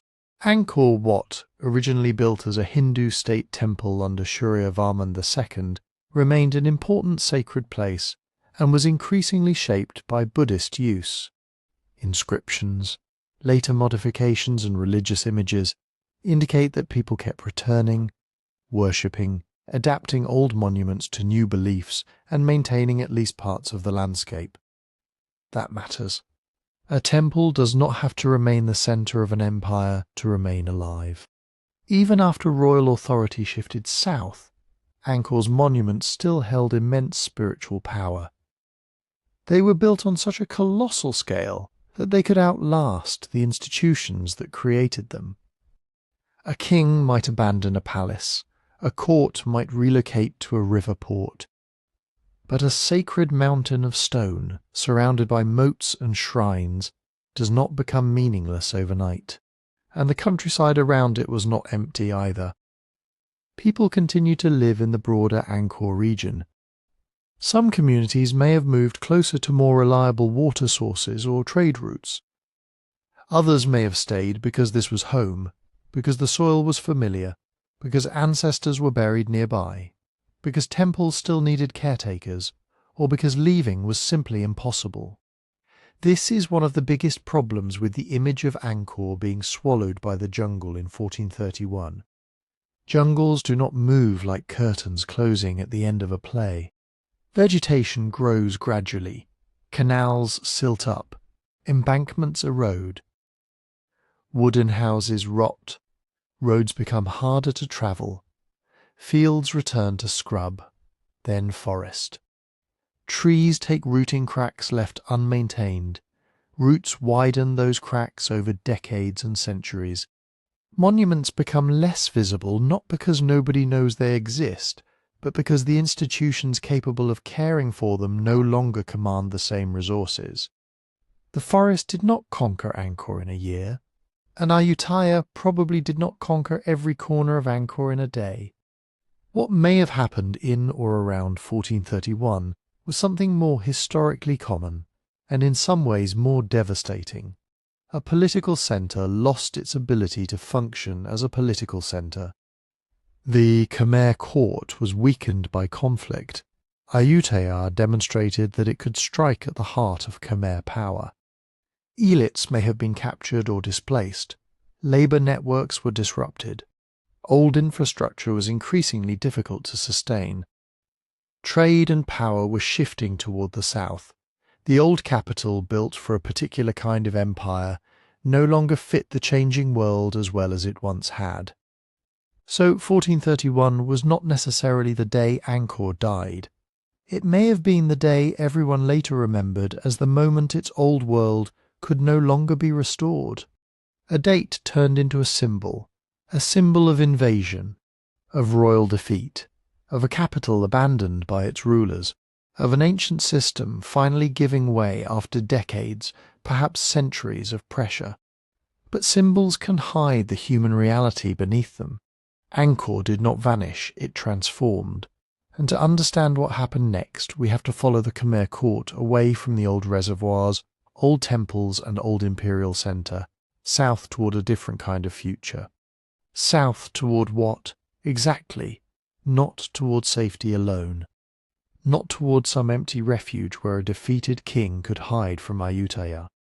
The movement south was also a movement toward rivers, toward markets, toward ships, toward a world that was becoming connected in ways Angkor's old inland system had never needed to be. For centuries, Angkor had ruled from the northwest edge of the Tonle Sap basin. It was a brilliant location for a certain kind of power. The surrounding plain could produce enormous rice surpluses. The Great Lake provided fish on a staggering scale.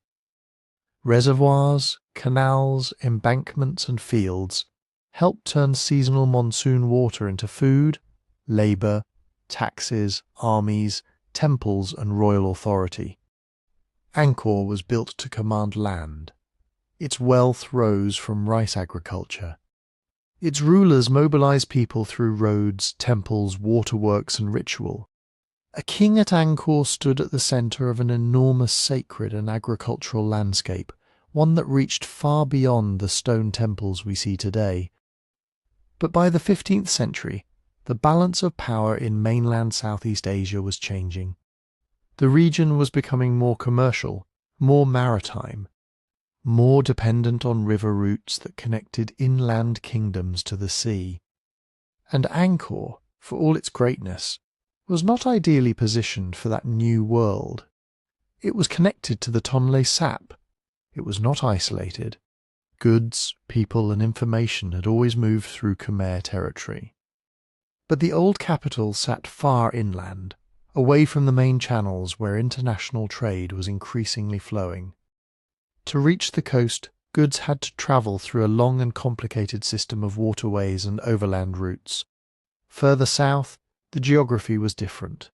There, the Tonle Sap River met the Mekong system in a region later associated with Phnom Penh, at what became known as Chaktamuk, the Four Faces. This was a place where major waterways came together.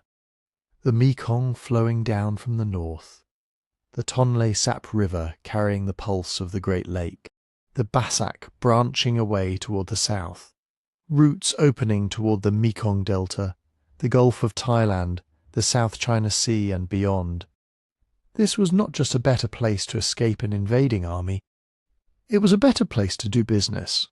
Think about what a river capital could offer. Rice and forest products could move downstream more easily. Fish, salt, ceramics, textiles, metals, and luxury goods could move upstream. Merchants from China, the Malay world, Siam, Vietnam, India, and eventually Europe could enter the wider network. News travelled with them. So did diplomats. So did weapons. So did ideas about how power itself was changing. A capital near navigable rivers could watch those routes, tax them, protect them, and use them.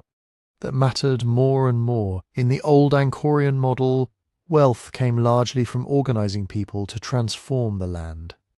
Build a reservoir, maintain a canal, expand a rice field, raise a temple. The court sat at the top of a vast pyramid of labour and obligation. In the emerging riverine world, wealth could move. It could arrive in a ship's hold. It could be exchanged in a market. It could be concentrated in a port, controlled through customs duties, alliances, merchant communities, and access to foreign goods. That kind of wealth was faster, more flexible, and sometimes more useful to a court struggling to rebuild after war. This does not mean the Khmer rulers woke up one morning and decided agriculture was obsolete. Rice remained essential. Most people still lived from farming, fishing, and local exchange. The Tonle Sap Basin remained one of the richest food-producing regions in Southeast Asia. But the political centre of gravity was shifting. A court located farther south could draw on the agricultural wealth of the interior, while placing itself closer to the commercial arteries of the region. It could be less dependent on the massive, ageing infrastructure around Angkor. It could access new sources of revenue. It could build alliances with foreign merchants and neighbouring rulers. And if a rival army came overland from the west or northwest, the waterways offered options that Angkor did not. Mobility, supply lines, retreat routes. A river can be a road, a barrier, a market, and an escape route all at once. The exact sequence is still difficult to reconstruct.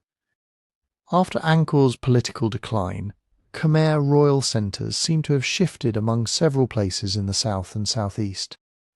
Some were near the Mekong and Tonle Sap corridors. Later capitals included places such as Longvek and Udong, while Phnom Penh itself rose and fell in importance across different periods. So it would be misleading to imagine one clean march from Angkor directly to the modern city of Phnom Penh in 1431. History was messier than that. Courts moved, dynasties fractured, rival claimants emerged, capitals could be established, abandoned, restored, and moved again. A king did not simply choose a dot on a map. He needed followers, food supplies, religious legitimacy, defensible ground, transport, and access to money. Through all of these shifts, one direction is unmistakable. South, toward the rivers, toward the confluence, toward a political landscape in which control of trade could matter as much as control of a reservoir. And trade was not just about luxury goods, it was about military survival. By the 15th century, gunpowder weapons were spreading through Southeast Asia. Firearms, artillery, and the materials needed to make and maintain them moved along commercial networks. No kingdom could ignore them forever. A ruler who had access to foreign traders could acquire weapons, metal, military expertise, and diplomatic contacts that an isolated inland court might struggle to obtain. The same networks that brought porcelain and silk could bring cannon. The same ports that handled rice and timber could host envoys carrying letters, gifts, threats, and alliance proposals. This was a new kind of strategic reality. Angkor had been designed for an empire whose strength came from monumental building, agricultural control, and the ability to gather huge numbers of people around a sacred kingship. But the 15th century world rewarded something else too. Adaptable states, able to plug into regional commerce and respond quickly to military and political change. A riverine capital could do that. It could be smaller than Angkor and still be more effective. That is one of the hardest things to understand about decline. We tend to assume that when a capital moves, the new place must be a pale imitation of the old one. Less impressive, less powerful, a retreat. But for the Khmer court, moving south may have been partly strategic adaptation. Not the triumphal choice of a kingdom at its peak, obviously. The wars with Ayutthaya were real. The weakening of Angkor's old systems was real. The loss of political prestige was real, yet rulers do not survive by fleeing forever. They survive by finding new advantages. The south offered advantages Angkor could no longer match so easily. And that changes the meaning of the move. The court's departure did not prove that Angkor had become useless. It proved that the court needed something different.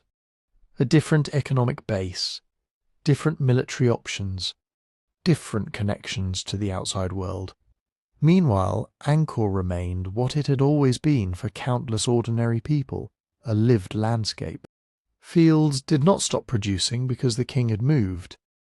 Villages did not evaporate because a palace was no longer occupied. Monks still prayed in temples. Pilgrims still visited sacred sites. Farmers still knew where water gathered after the rains.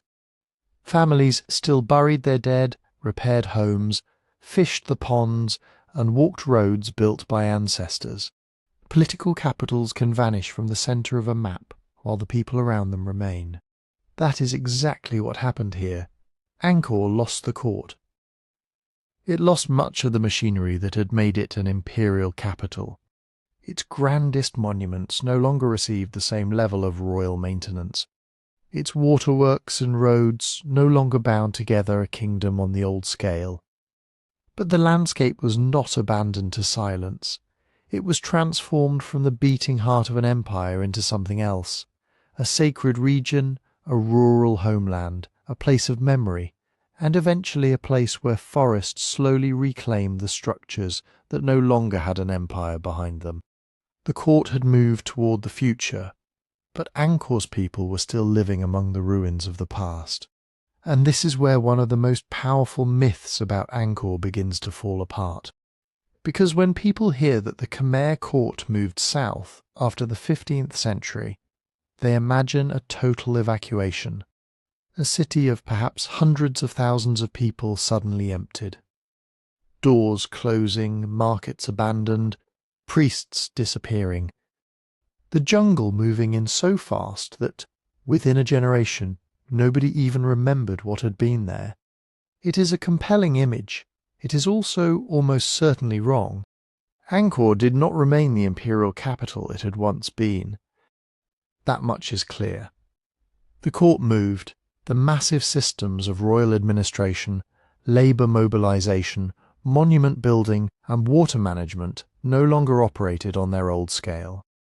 The kings who had once commanded armies, carved inscriptions, raised towers, and redirected rivers were now ruling from elsewhere. But the disappearance of a court is not the disappearance of a population. Those are two completely different things. Think of a modern capital after a government relocates. Ministries leave, military headquarters move, tax offices, royal compounds, and elite households follow. The political centre shifts. From the outside it can look like decline. And in some ways it is decline, but farmers still farm. Families still live in the surrounding villages. Merchants still travel through. Religious communities remain.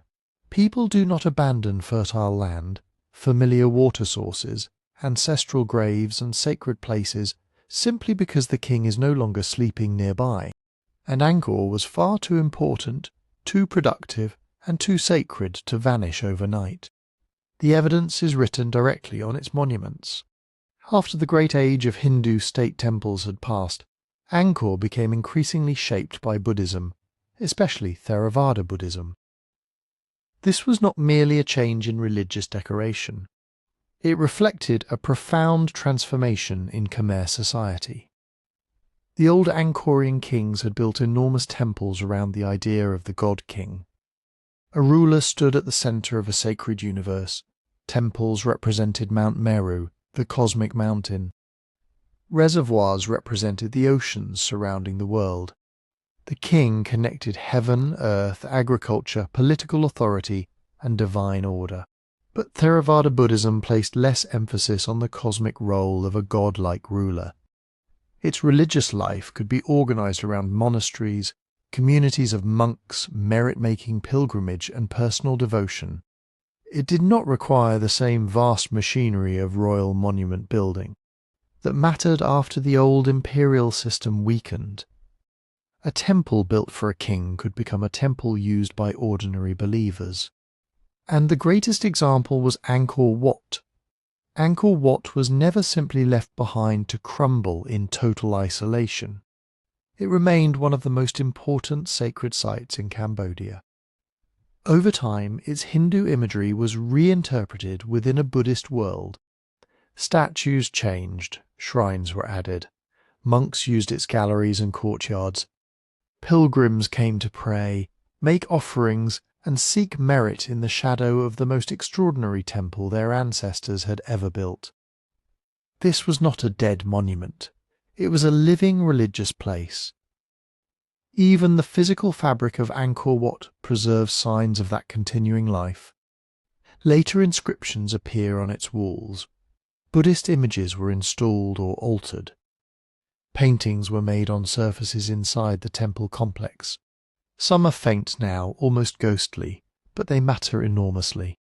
They show people returning to these spaces long after the empire's political peak had passed. Imagine what that means. Centuries after the great kings, someone stood inside Angkor Wat with pigments, brushes, prayers and time. Someone looked at those stone walls not as archaeological ruins, but as part of their spiritual world. They may have been monks, they may have been pilgrims, they may have been local people bringing offerings during festivals, asking for protection, healing, rain, children, luck, forgiveness, or peace for the dead. Their names are mostly lost, but their presence is not. And Angkor Wat was not alone. Across the wider Angkor landscape, temples continued to be used, adapted, repaired in modest ways, or converted into Buddhist sites. Ancient shrines that had once served royal Hindu cults could receive new Buddha images. Towers could become places of local worship. Stone enclosures could shelter monks. Old roads and waterways still linked communities moving through the landscape. The gigantic city was changing shape. That is the key.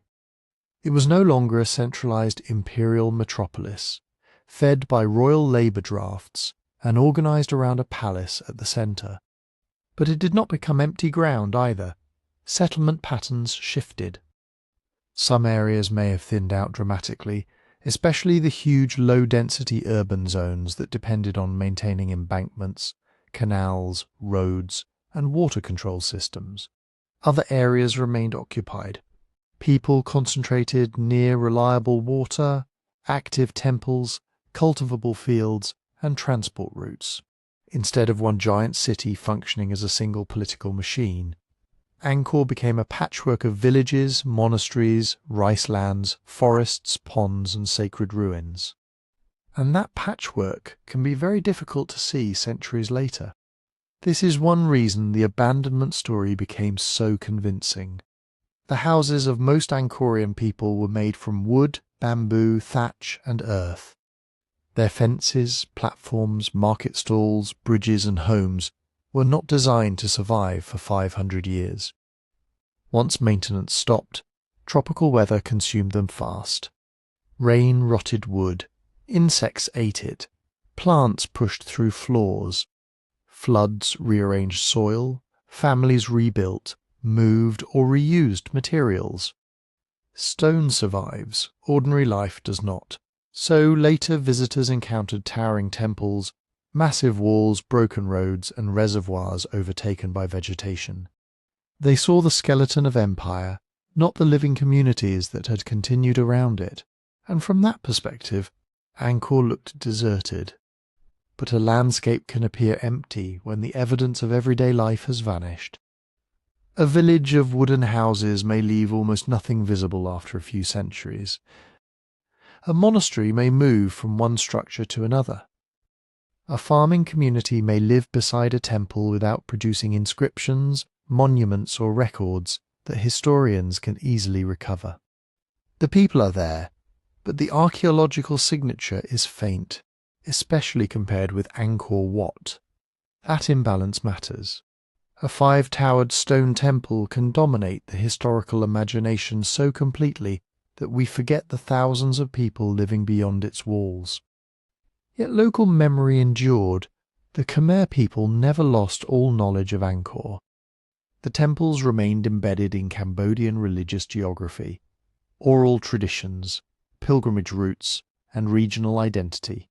Angkor Wat in particular remained known, visited, and revered. It did not need to be rediscovered by Europeans, because it had never disappeared from the world of the people who lived around it. What later outsiders encountered was not a forgotten city. It was a former imperial capital whose political centre had moved away, whose vast infrastructure had changed, whose monumental core had been absorbed into a Buddhist and rural landscape, and whose wooden city had mostly dissolved back into the soil. That distinction changes everything. Angkor was not swallowed in one clean moment. It faded unevenly. The palace lost its power. The bureaucracy scattered. The great water machine no longer received imperial-level care. Some neighbourhoods declined. Forest expanded across abandoned zones. Stone walls cracked. Roots entered galleries. Reservoirs silted up. But prayers continued. Pilgrims walked, monks stayed. Farmers planted rice, children grew up among the towers, and generation after generation people lived with the ruins not as evidence of a vanished civilization, but as part of the world they inherited. The jungle did not erase Angkor. It covered what empire had stopped maintaining. And once maintenance begins to fail, the tropics do not need an army to destroy a city. They only need time. Not one dramatic season. Not one wall of green sweeping across the temples overnight. The jungle took Angkor slowly, patiently, and structure by structure. First came the small changes. A roof tile slips out of place. Then another. Rain begins reaching a wooden beam that was meant to stay dry. The beam swells, softens and starts to rot. Termites find it. Fungi spread through it. One monsoon season follows another, each one adding a little more damage. Eventually the roof collapses, and that is often the moment a building truly begins to die. A roof is not just shelter, it is a defense system. As long as it keeps rain out, the walls, carvings, floors, beams and foundations can remain stable for generations. But once it falls, tropical weather gets inside. Water pools in chambers. Dampness seeps into cracks. Leaves collect in corners and turn into soil. Seeds arrive on the wind in bird droppings carried by bats, insects, monkeys and people. A tiny plant begins growing from a joint between stones. At first it looks harmless. Then its roots go searching. Roots are incredibly persistent. They follow moisture into the smallest gaps. They widen old fractures. They work between blocks that have held together for centuries. As the plant grows, its roots thicken. Stone shifts by millimeters, then centimeters. A wall leans, a doorway buckles. A gallery roof loses support and comes down in a cascade of sandstone blocks. The forest does not smash temples like an invading army. It dismantles them through pressure, moisture and repetition. And Angkor gave the forest plenty to work with. This was a landscape built in a monsoon climate, where months of intense rain are followed by periods of heat and relative dryness. Every year, stone absorbed water, expanded slightly, dried again, and contracted. Mortar weakened, fine cracks became larger cracks. Water moved through walls and beneath foundations. In some places, erosion carried away soil. In others, sediment accumulated, changing how water drained across the ground. Then there were the trees. The most famous examples are the enormous silk cotton trees and strangler figs growing over the ruins of Tar Prom. Their roots pour across walls like frozen rivers. They grip towers, wrap around doorways, and disappear into piles of fallen stone. Looking at them, it is easy to imagine that the trees conquered the temple in a single unstoppable attack. But the reality is more complicated. A tree can damage a structure. Its roots can pry apart masonry, add immense weight, and destabilize foundations. But in some cases, roots can also temporarily hold broken stones in place. Remove the tree too quickly, and sections of wall that have been leaning against its roots may collapse. That creates a strange problem for conservation. The tree is both threat and support. At Tar Prom, many of the most spectacular tree-covered ruins were not simply left there by accident. They became part of a deliberate restoration choice. Conservation teams stabilized sections of the temple while allowing selected trees and root systems to remain. Not every tree could be saved. Some had to be removed because they endangered visitors or placed too much stress on the masonry. But the goal was not to return Tar Prom to the exact appearance it had during the reign of Jayavarman VII. The goal was to preserve something else as well, the encounter between stone and forest. Tar Prom became the place where modern visitors could see Angkor through the eyes of the 19th century explorers, photographers, artists, and colonial officials who arrived and found ruins threaded with roots and shadowed by massive trees. It looked like a lost world, a city being reclaimed by nature, a warning about the fragility of human power, and that image was incredibly powerful. But it can also mislead, because not all of Angkor looked like Tar Prom. Some temples remained active religious sites, some were cleared, repaired, or reused by local communities. Angkor Wat most famously received continuing care because it remained sacred and important. Its moat, galleries, walls and towers did not survive untouched by time. They required work, attention and periodic repair. But they were not abandoned in the same way as a remote shrine with a broken roof and no resident religious community. This is why Angkor today can seem almost contradictory. One temple stands open, its long galleries clear, its causeways restored, its central towers rising above an orderly complex. A few kilometres away, another temple appears to be dissolving into the forest. That difference is not proof that one was important and the other forgotten.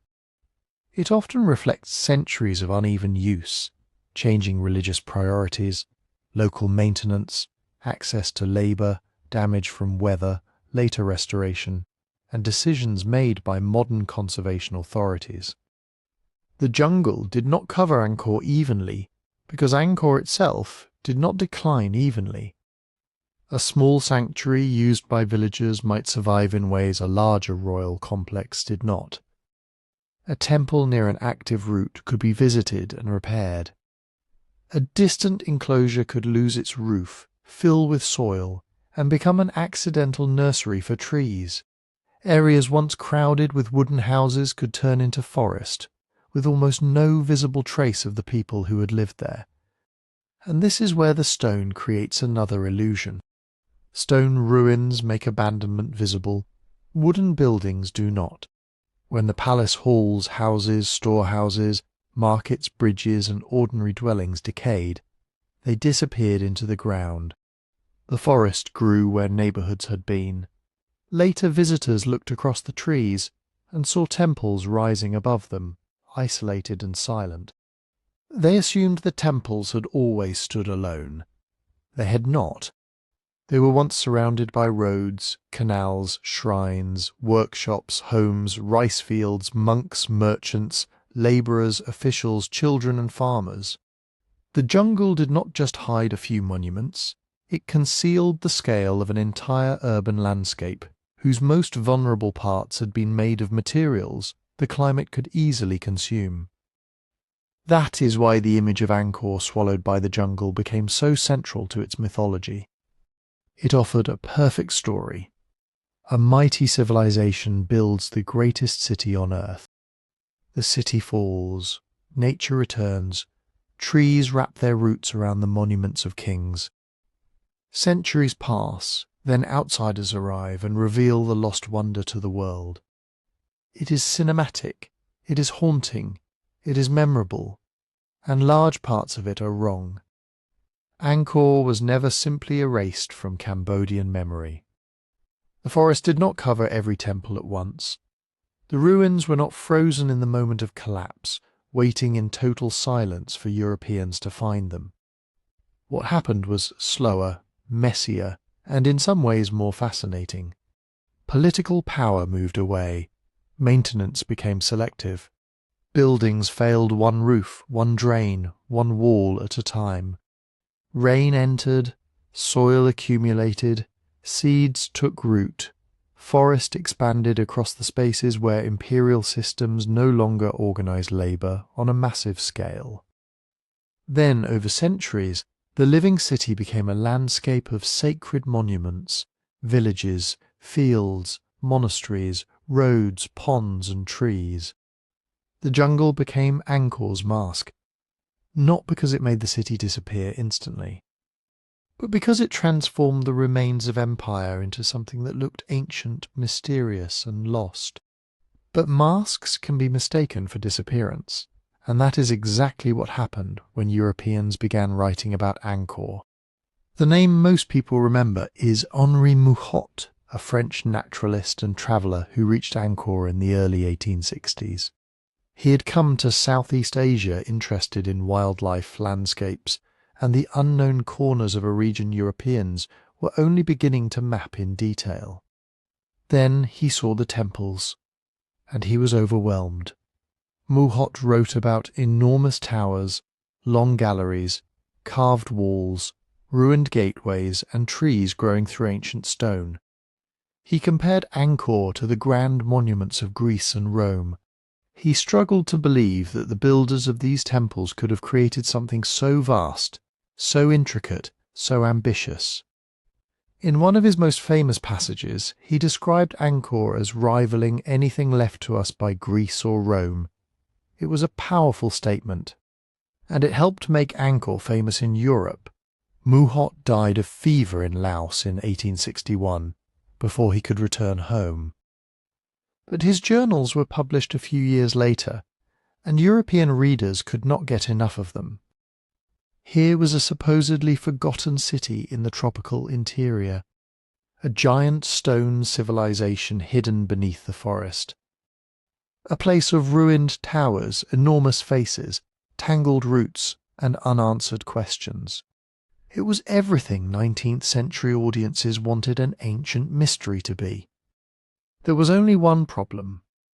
Henri Muhot did not discover Angkor, not in the ordinary meaning of the word. Angkor was not unknown. It was not empty. It was not waiting in total silence for a European traveller to arrive and tell the world it existed. Cambodian people knew Angkor was there. Monks knew it. Pilgrims knew it. Villagers living around the monuments knew it. Local religious communities continued to use parts of the old capital, especially Angkor Wat, which remained an important sacred site long after the Khmer royal court moved south. People prayed there. They left inscriptions. They maintained religious connections to the temple. They travelled through the landscape of old roads, reservoirs, shrines, fields and ruins that had once formed the heart of an empire. For them, Angkor was not a blank spot on a European map. It was part of the world they lived in, and Muhot was not even the first outsider from Europe to write about it. More than 2 centuries earlier, Portuguese visitors had heard of the great temples and recorded descriptions of them. In the late 16th century, a Portuguese friar named António da Madalena is believed to have visited Angkor Wat. Another Portuguese writer, Diogo do Couto, later preserved an account of the temple based on reports from travellers. His description was imperfect, filtered through distance and translation, but it was clear enough. Europeans had known something extraordinary stood in Cambodia long before Muhot arrived. Other visitors came too. Traders, missionaries, diplomats, soldiers and travellers moved through mainland Southeast Asia over centuries. Cambodian and regional traditions preserved knowledge of the old capital in their own ways. Angkor appeared in local stories, religious practice, royal memory, and the physical geography of the region itself. You could not really forget a temple the size of Angkor Wat. Not when its central towers rose above the trees. Not when villages stood nearby. Not when monks still crossed its galleries. So why did the story of rediscovery become so popular? Because it was useful. 19th century Europe was in the middle of an age of empire. Colonial powers were pushing into Asia, Africa and the Pacific, mapping territories, collecting artifacts, classifying people, and presenting themselves as the first to reveal ancient wonders to the modern world. Calling Angkor lost made the story more dramatic. Calling it rediscovered made European visitors the heroes of that story. And calling it a ruin unknown to its own people made colonial intervention seem almost natural. If local populations were portrayed as unaware of the greatness around them, then foreign scholars, officials, engineers and institutions could claim a special role. They were not just occupying territory, the story went. They were rescuing history, but history did not need to be rescued from Cambodian memory. It needed to be understood more honestly. Muhot deserves credit for helping introduce Angkor to a huge European audience. His writing was vivid, his curiosity was real. He helped inspire later expeditions, surveys, drawings, photographs, and archaeological studies. Without the excitement generated by accounts like his, Angkor might not have become such a major focus of international scholarship and conservation. But popularizing a place is not the same as discovering it. That difference matters, because words shape who gets recognized as knowing something. Say a city was rediscovered, and it sounds as if it had vanished from human awareness. Say it was revealed to the world, and you quietly imply that the people who had lived beside it worshipped in it, and passed its stories from generation to generation were somehow not part of the world that counted. That is how language can erase knowledge without ever destroying a single document. The myth of rediscovery also changed how Angkor looked in the European imagination. Travellers and artists emphasized the most dramatic scenes: half-collapsed towers, carvings darkened by damp, roots spilling over walls, empty courtyards beneath giant trees. Those images were real. But they were selective. They made Angkor seem like a dead civilization preserved in stone, rather than a living Cambodian landscape shaped by centuries of changing use. They focused on the ruins most easily imagined as abandoned and mysterious. They paid less attention to active monasteries, local communities, continuing pilgrimage, farming villages, and the people whose labour and knowledge helped visitors reach the temples in the first place. The forest became part of the fantasy. Europeans saw trees gripping temple walls and imagined nature reclaiming a civilization no one remembered. Cambodian people could see something else: sacred places, old royal monuments, familiar landmarks, and a landscape that had changed but never disappeared. Both views could stand before the same temple, but they did not tell the same story. And that is the strange legacy of Henri Merhot. He did not find Angkor. He helped create the version of Angkor that Europe wanted to find: a lost city, a jungle mystery, a silent monument to a vanished people. But the real Angkor was never silent. It was speaking through monks, villagers, inscriptions, roads, rituals, and ruins that remained embedded in Cambodian life. The challenge was not locating the city. The challenge was learning how to see it. And in the 20th and 21st centuries, new technology would do exactly that. It would peel back the forest, not to rediscover Angkor, but to reveal just how much of it had been hiding in plain sight. And that new technology came from above, not from a satellite staring down through clouds, not from someone cutting paths through the forest with a machete, but from aircraft carrying a machine called Lidar. Lidar works by firing hundreds of thousands, sometimes millions, of laser pulses toward the ground every second. Most of those pulses hit leaves, branches, vines, roofs, or water, but some slip through tiny gaps in the canopy and reach the earth below. By measuring how long the light takes to return, researchers can build an astonishingly detailed model of the landscape beneath the trees. Then they digitally remove the forest, and suddenly the jungle stops looking like jungle. It becomes a map. At Angkor, that map changed almost everything. For generations, archaeologists had known the major monuments: Angkor Wat, the Bayon, Ta Prohm, the great reservoirs called barrays, the huge city walls of Angkor Thom. These were impossible to miss. Their towers rose above the landscape. Their moats, walls, and carved galleries announced themselves in stone. But stone was only one part of Angkor. Most people lived in houses made from wood, bamboo, thatch, and other materials that rot quickly in a tropical climate. Their homes disappeared. Their fences disappeared.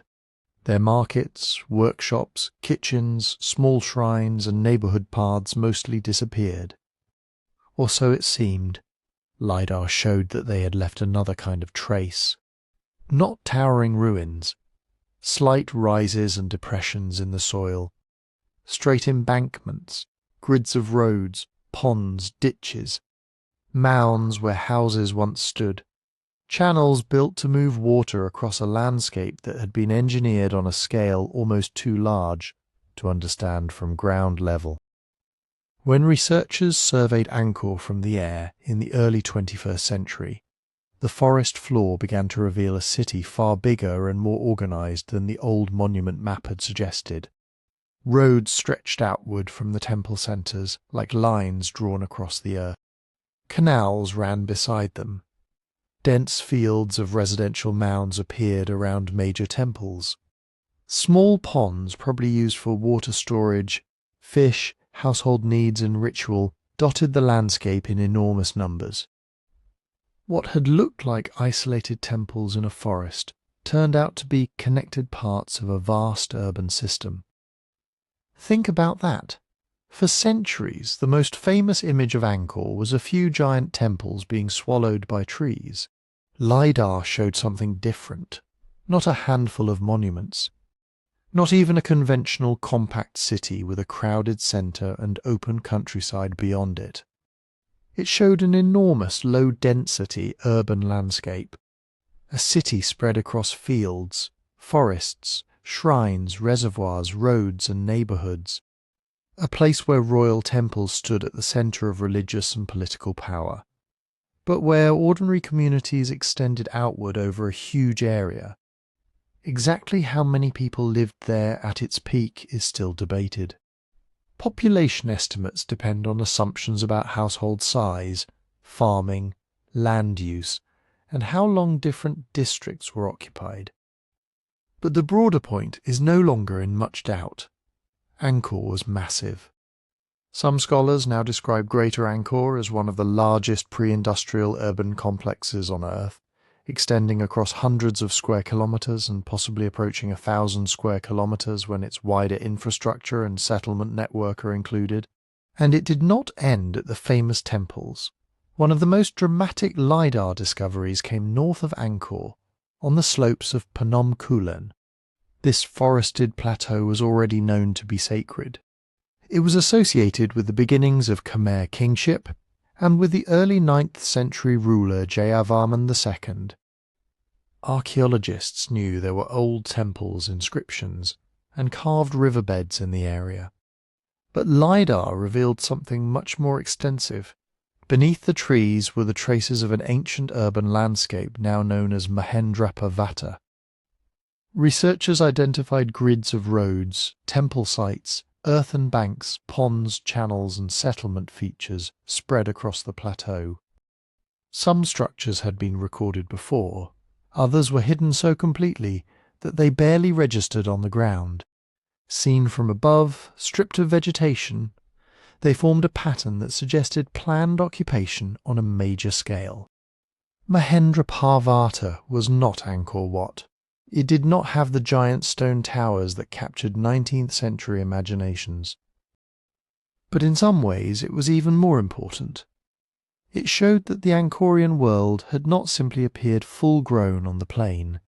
Before the monumental capital reached its greatest scale, rulers and communities were already experimenting with planned sacred landscapes, water management, roads and political control across difficult terrain. And Mahendrapurvata was only one part of the larger network. Lidar surveys also mapped quarries where sandstone was extracted for temples. They revealed old transport routes. They clarified the relationships between outlying temple complexes and the main urban core. They showed that embankments and canals did not just serve one monument at a time. They linked districts across the plain. Angkor began to look less like a city and more like a machine. A sacred machine, a water machine, a political machine, a landscape designed to gather labour, move materials, direct water, support farming, connect religious centres, and project royal authority far beyond any single palace or temple. But here is where we need to be careful. Lidar is powerful. It can reveal shapes, it can show where something was built. It can expose patterns invisible from the ground, but it cannot tell us everything. A laser scan cannot tell you the name of the person who lived on a mound. It cannot tell you whether a canal carried water in every season, whether a neighbourhood was rich or poor, or whether a road was used for royal processions, local trade, military movement, or all three. For that, archaeologists still have to go back to the ground. They excavate mounds, they date charcoal and pottery. They study sediments from ponds and reservoirs. They read inscriptions carved into temple walls and doorways. They examine pollen, tree rings, lake cores, and the chemical signatures left by ancient floods and droughts. They compare the maps with Cambodian historical knowledge, place names, religious traditions, and the memories of communities who have lived around these monuments for generations. The new map is not replacing older knowledge, it is joining it.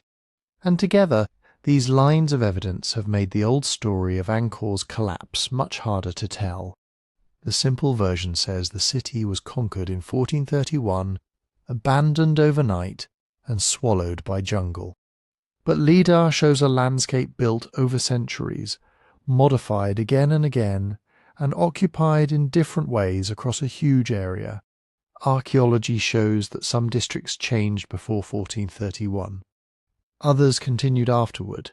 Environmental evidence points to severe climate stress, but not necessarily one single moment when everything failed. Inscriptions and later settlement patterns show political power moving south, while Angkor remained a place of worship, farming, travel, and memory. So the question is no longer, how did a giant city vanish? Because it did not vanish. The better question is more difficult. How did one of the greatest urban systems in human history reorganize itself when its water, politics, trade routes, religion, and environment were all changing at once? Lidar did not solve that mystery. It made the mystery bigger. And that is why Angkor resists a simple ending. For a long time, people wanted one answer. One invasion, one drought, one broken canal, one night when the city fell silent and the forest began moving in. But cities almost never change that way, especially not cities as large, as complicated, and as deeply engineered as Angkor. By the 14th and 15th centuries, the Khmer capital was under pressure from several directions at once. The monsoon had become less predictable. Long droughts strained reservoirs, canals, rice fields, and household ponds. Then powerful rains arrived, sometimes in bursts violent enough to cut through embankments and overwhelm drainage channels. A system built to control water had to cope with too little water, then too much water, sometimes within the same generation. And this was not a small system. Angkor depended on constant maintenance. Earthworks crack, canals fill with silt, gates rot. Channels shift, reservoir walls need repair. A minor failure in one place can redirect water somewhere it was never meant to go. A breached channel can erode an embankment. An eroded embankment can damage roads, fields, homes, and other channels downstream. Think of it like a giant machine made mostly from dirt, water, wood, and labour. It can work brilliantly for centuries, but it only works if thousands of people keep showing up to maintain it. And by this point the Khmer state may have been less able to command that labour than it once was. The great temple-building kings had created a political system centred on the capital. Rulers demonstrated power by mobilising workers, quarrying stone, digging reservoirs, building roads, and supporting enormous religious institutions. But after the age of the great builders, political authority seems to have become more fragmented. Elite families, provincial centres, religious communities, and military leaders may have had interests that did not always align with the old royal centre. Then religion itself was changing. For centuries, Angkorean kings had expressed their authority through Hindu and Mahayana Buddhist traditions that placed the ruler at the centre of a sacred universe. The king built temples. The temple represented Mount Meru, home of the gods. The kingdom was ordered around that cosmic centre. But Theravada Buddhism became increasingly important in Cambodia from the late Angkorian period onward. It emphasized monastic communities, personal merit, and religious practice that did not depend in the same way on massive royal temple institutions. That does not mean Theravada Buddhism destroyed Angkor. History is rarely that neat. but it may have changed where wealth, labour, prestige and spiritual authority were directed. If fewer resources flowed into maintaining giant state temples and waterworks, the old system could become harder to sustain. At the same time, the world beyond Angkor was changing. New powers were rising across mainland Southeast Asia. Ayutthaya, to the west, became a serious military and political rival. Conflicts between Khmer and Siamese forces were not isolated events. They were part of a wider struggle over territory, trade, labour and influence. And trade itself was moving. Angkor sat inland, connected to rivers and roads, but the expanding commercial world of the 15th century increasingly favoured centres closer to major waterways and the coast. Ships carrying Chinese ceramics, forest products, metals, textiles and luxury goods moved through networks that linked Southeast Asia to China, India and the wider Indian Ocean world. A court based farther south, closer to the Mekong and Tonle Sap river systems, could be better positioned to tax trade, receive foreign merchants, move armies and maintain diplomatic connections. So when the Khmer court shifted south, it was not necessarily fleeing a dead city. It may have been following opportunity. That is the crucial difference. The decline of Angkor as an imperial capital was not the disappearance of Khmer civilization. Khmer people did not vanish into the forest. They continued farming, trading, building, governing, raising families, and practicing their religious traditions. The language endured, Buddhist institutions endured, sacred places endured. Angkor Wat itself remained an active site of worship, gradually reshaped from a Hindu state temple into a Buddhist sanctuary. Even Angkor did not disappear. Its population changed. Its political role changed. Some urban districts were abandoned or reduced. Waterworks were altered, neglected, or repurposed. Royal construction on the old scale ended, but communities remained in and around the ancient landscape. Pilgrims came, monks lived there, farmers used the land. Travellers passed through. The old capital became something different, not something erased. And maybe that is the real lesson of Angkor. Large cities can look permanent when you stand inside them. Their roads feel inevitable. Their water systems feel secure. Their monuments make power seem eternal. But the bigger and more specialized a city becomes, the more connections it depends on. Stable climate, reliable food, organized labor, political legitimacy. Trade routes, shared beliefs, infrastructure that keeps functioning year after year. When one of those systems weakens, a city can adapt. When several weaken together, adaptation becomes much harder. Angkor did adapt. Its people adapted. The Khmer world adapted. But adaptation does not always mean preserving the old shape of things. Sometimes survival means moving the centre, changing the economy, rebuilding religious life around new institutions, letting old canals fill with sediment, letting a royal city become a sacred landscape, a farming landscape, a remembered landscape. Which leaves one final question. Before the old capital changed forever, how many warning signs did its people see? Did farmers notice the ponds failing first? Did engineers watch channels cut into their embankments after violent rains? Did monks see donations shifting away from old temples? Did merchants understand that wealth was moving south? Did court officials know the kingdom could no longer command the labour it once had? Or did Angkor's people, like people in every great city, believe the system would keep working right up until it didn't? And that brings us back to the image that made Angkor famous. A vast city, the largest on earth, perhaps stretching across hundreds of square miles at its height, towers rising above the trees, reservoirs shining in the heat, roads, canals, rice fields, shrines, markets, wooden homes, monasteries, and royal compounds connected across an enormous engineered landscape. Then, supposedly, 1431 arrives. An invading army attacks. The people flee, the gates close, the jungle pours in, and for centuries nobody knows the city was there. It is an incredible story. It is also not quite what happened. Yes, 1431 matters. Khmer and Thai historical traditions connect that year with an Ayutthaya attack on Angkor, and the period marks a major political turning point. But it was probably not a single clean moment when the largest city on earth was swallowed whole by the forest. Angkor did not vanish overnight. It changed unevenly over generations.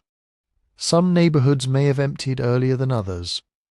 Some canals stopped receiving the maintenance they needed. Some reservoirs became less useful, or were redirected, damaged, repaired, and damaged again. Some temples lost royal patronage, others remained important. Some people moved south with the court, others stayed, farming the old landscape, caring for shrines, joining Buddhist communities, raising children beneath monuments that had already been ancient for centuries. This is what makes Angkor so difficult and so fascinating. There may never be one answer because there was never just one problem. The climate was changing. Long droughts put pressure on a system built around managing monsoon water. Then intense rains could arrive with enough force to gouge channels into embankments and carry sediment through the network. Drought did not simply mean empty reservoirs. Flooding did not simply mean abundant water. For Angkor, either extreme could become destructive if its canals, spillways and earthworks were already under stress. And the water system was not a machine you could switch off and leave alone. It was a living network. It needed workers to clear channels, engineers to manage flows, officials to organise labour, farmers to keep fields productive, communities to repair local ponds and banks, political authority to coordinate work across distances that could take days to cross on foot. If that authority weakened, maintenance became harder. If maintenance became harder, water moved in new and dangerous ways. If harvests failed, labour became scarcer. If conflict threatened the capital, resources went toward defence. And if trade was increasingly flowing through river ports and coastal networks farther south, then the old inland capital could lose some of the advantages that had once made it powerful. That is the key. Angkor was not destroyed by drought alone, or flood alone, or war alone, or religious change alone, or the rise of Ayutthaya alone. It was a giant system facing pressure from every direction at once. A city can survive one bad monsoon. It can survive a military defeat. It can survive a succession crisis, a damaged canal, or a shift in trade routes. But when climate instability, infrastructure problems, political fragmentation, military pressure, and economic change begin reinforcing each other, the old way of organising a city can become impossible to preserve. Not necessarily impossible to live in, impossible to preserve in the same form. That distinction matters because Angkor remained alive. Angkor Wat remained sacred. In fact, it became one of the most important Buddhist sites in the region. Monks, pilgrims, local communities, and later visitors continued to move through the temple complex. Inscriptions, paintings, modifications, and later structures show that the site was not simply abandoned and forgotten. It was used, remembered, reimagined. The forest did grow around parts of the old urban landscape. Tropical vegetation is relentless. Wood rots. That matters because much of Angkor was made from wood, earth, thatch and bamboo, not stone. The temples survived because stone survives. The homes, markets, palaces, bridges and ordinary neighbourhoods mostly did not. So when later outsiders saw massive ruins rising from the trees, they were seeing only the most durable pieces of a much larger city. It looked like a lost civilization because the civilization's stone monuments were still standing, while the rest of its urban fabric had returned to soil, roots, water, and forest. But Khmer people had never disappeared. That myth says more about the people who repeated it than about Angkor itself. European writers often described Angkor as a mysterious city, rediscovered in the wilderness, as if no one living nearby understood what it was. But local communities knew these temples. Cambodian monks worshipped there. Pilgrims visited. Regional travellers recorded them. Angkor was never truly absent from memory. What changed was who controlled it, who lived across it, and what role it played in the Khmer world. Once, it had been the centre of an empire. Later, it became a sacred landscape filled with ruins, villages, active temples, fields, memories, and extraordinary monuments from an older political age. And even now, the story is still changing. Lidar surveys have revealed roads, ponds, mounds, canals, and dense settlement patterns hidden beneath the forest canopy. Archaeologists are tracing how water moved through the landscape, how communities were organised, and how people adapted as the imperial centre shifted. Every excavation, every sediment core, every inscription, every newly mapped earthwork can complicate the old story. That is not a weakness. That is how history works. The most dramatic explanation is not always the truest one. Sometimes the real story is stranger than a sudden collapse. A city does not die in one night. It becomes something else. Its people make choices under pressure. They move, adapt, preserve what matters, abandon what no longer works, and carry their world forward in forms we may not recognize at first. Angkor was not erased. It was transformed. And beneath the trees, beneath the soil, beneath the later villages and rice fields, its older shape is still waiting to be understood. If you enjoyed this journey into Angkor, please like the video, comment and subscribe for more stories hidden beneath the surface of history. And tell us where you're listening from. We'd genuinely love to know how far this story has travelled.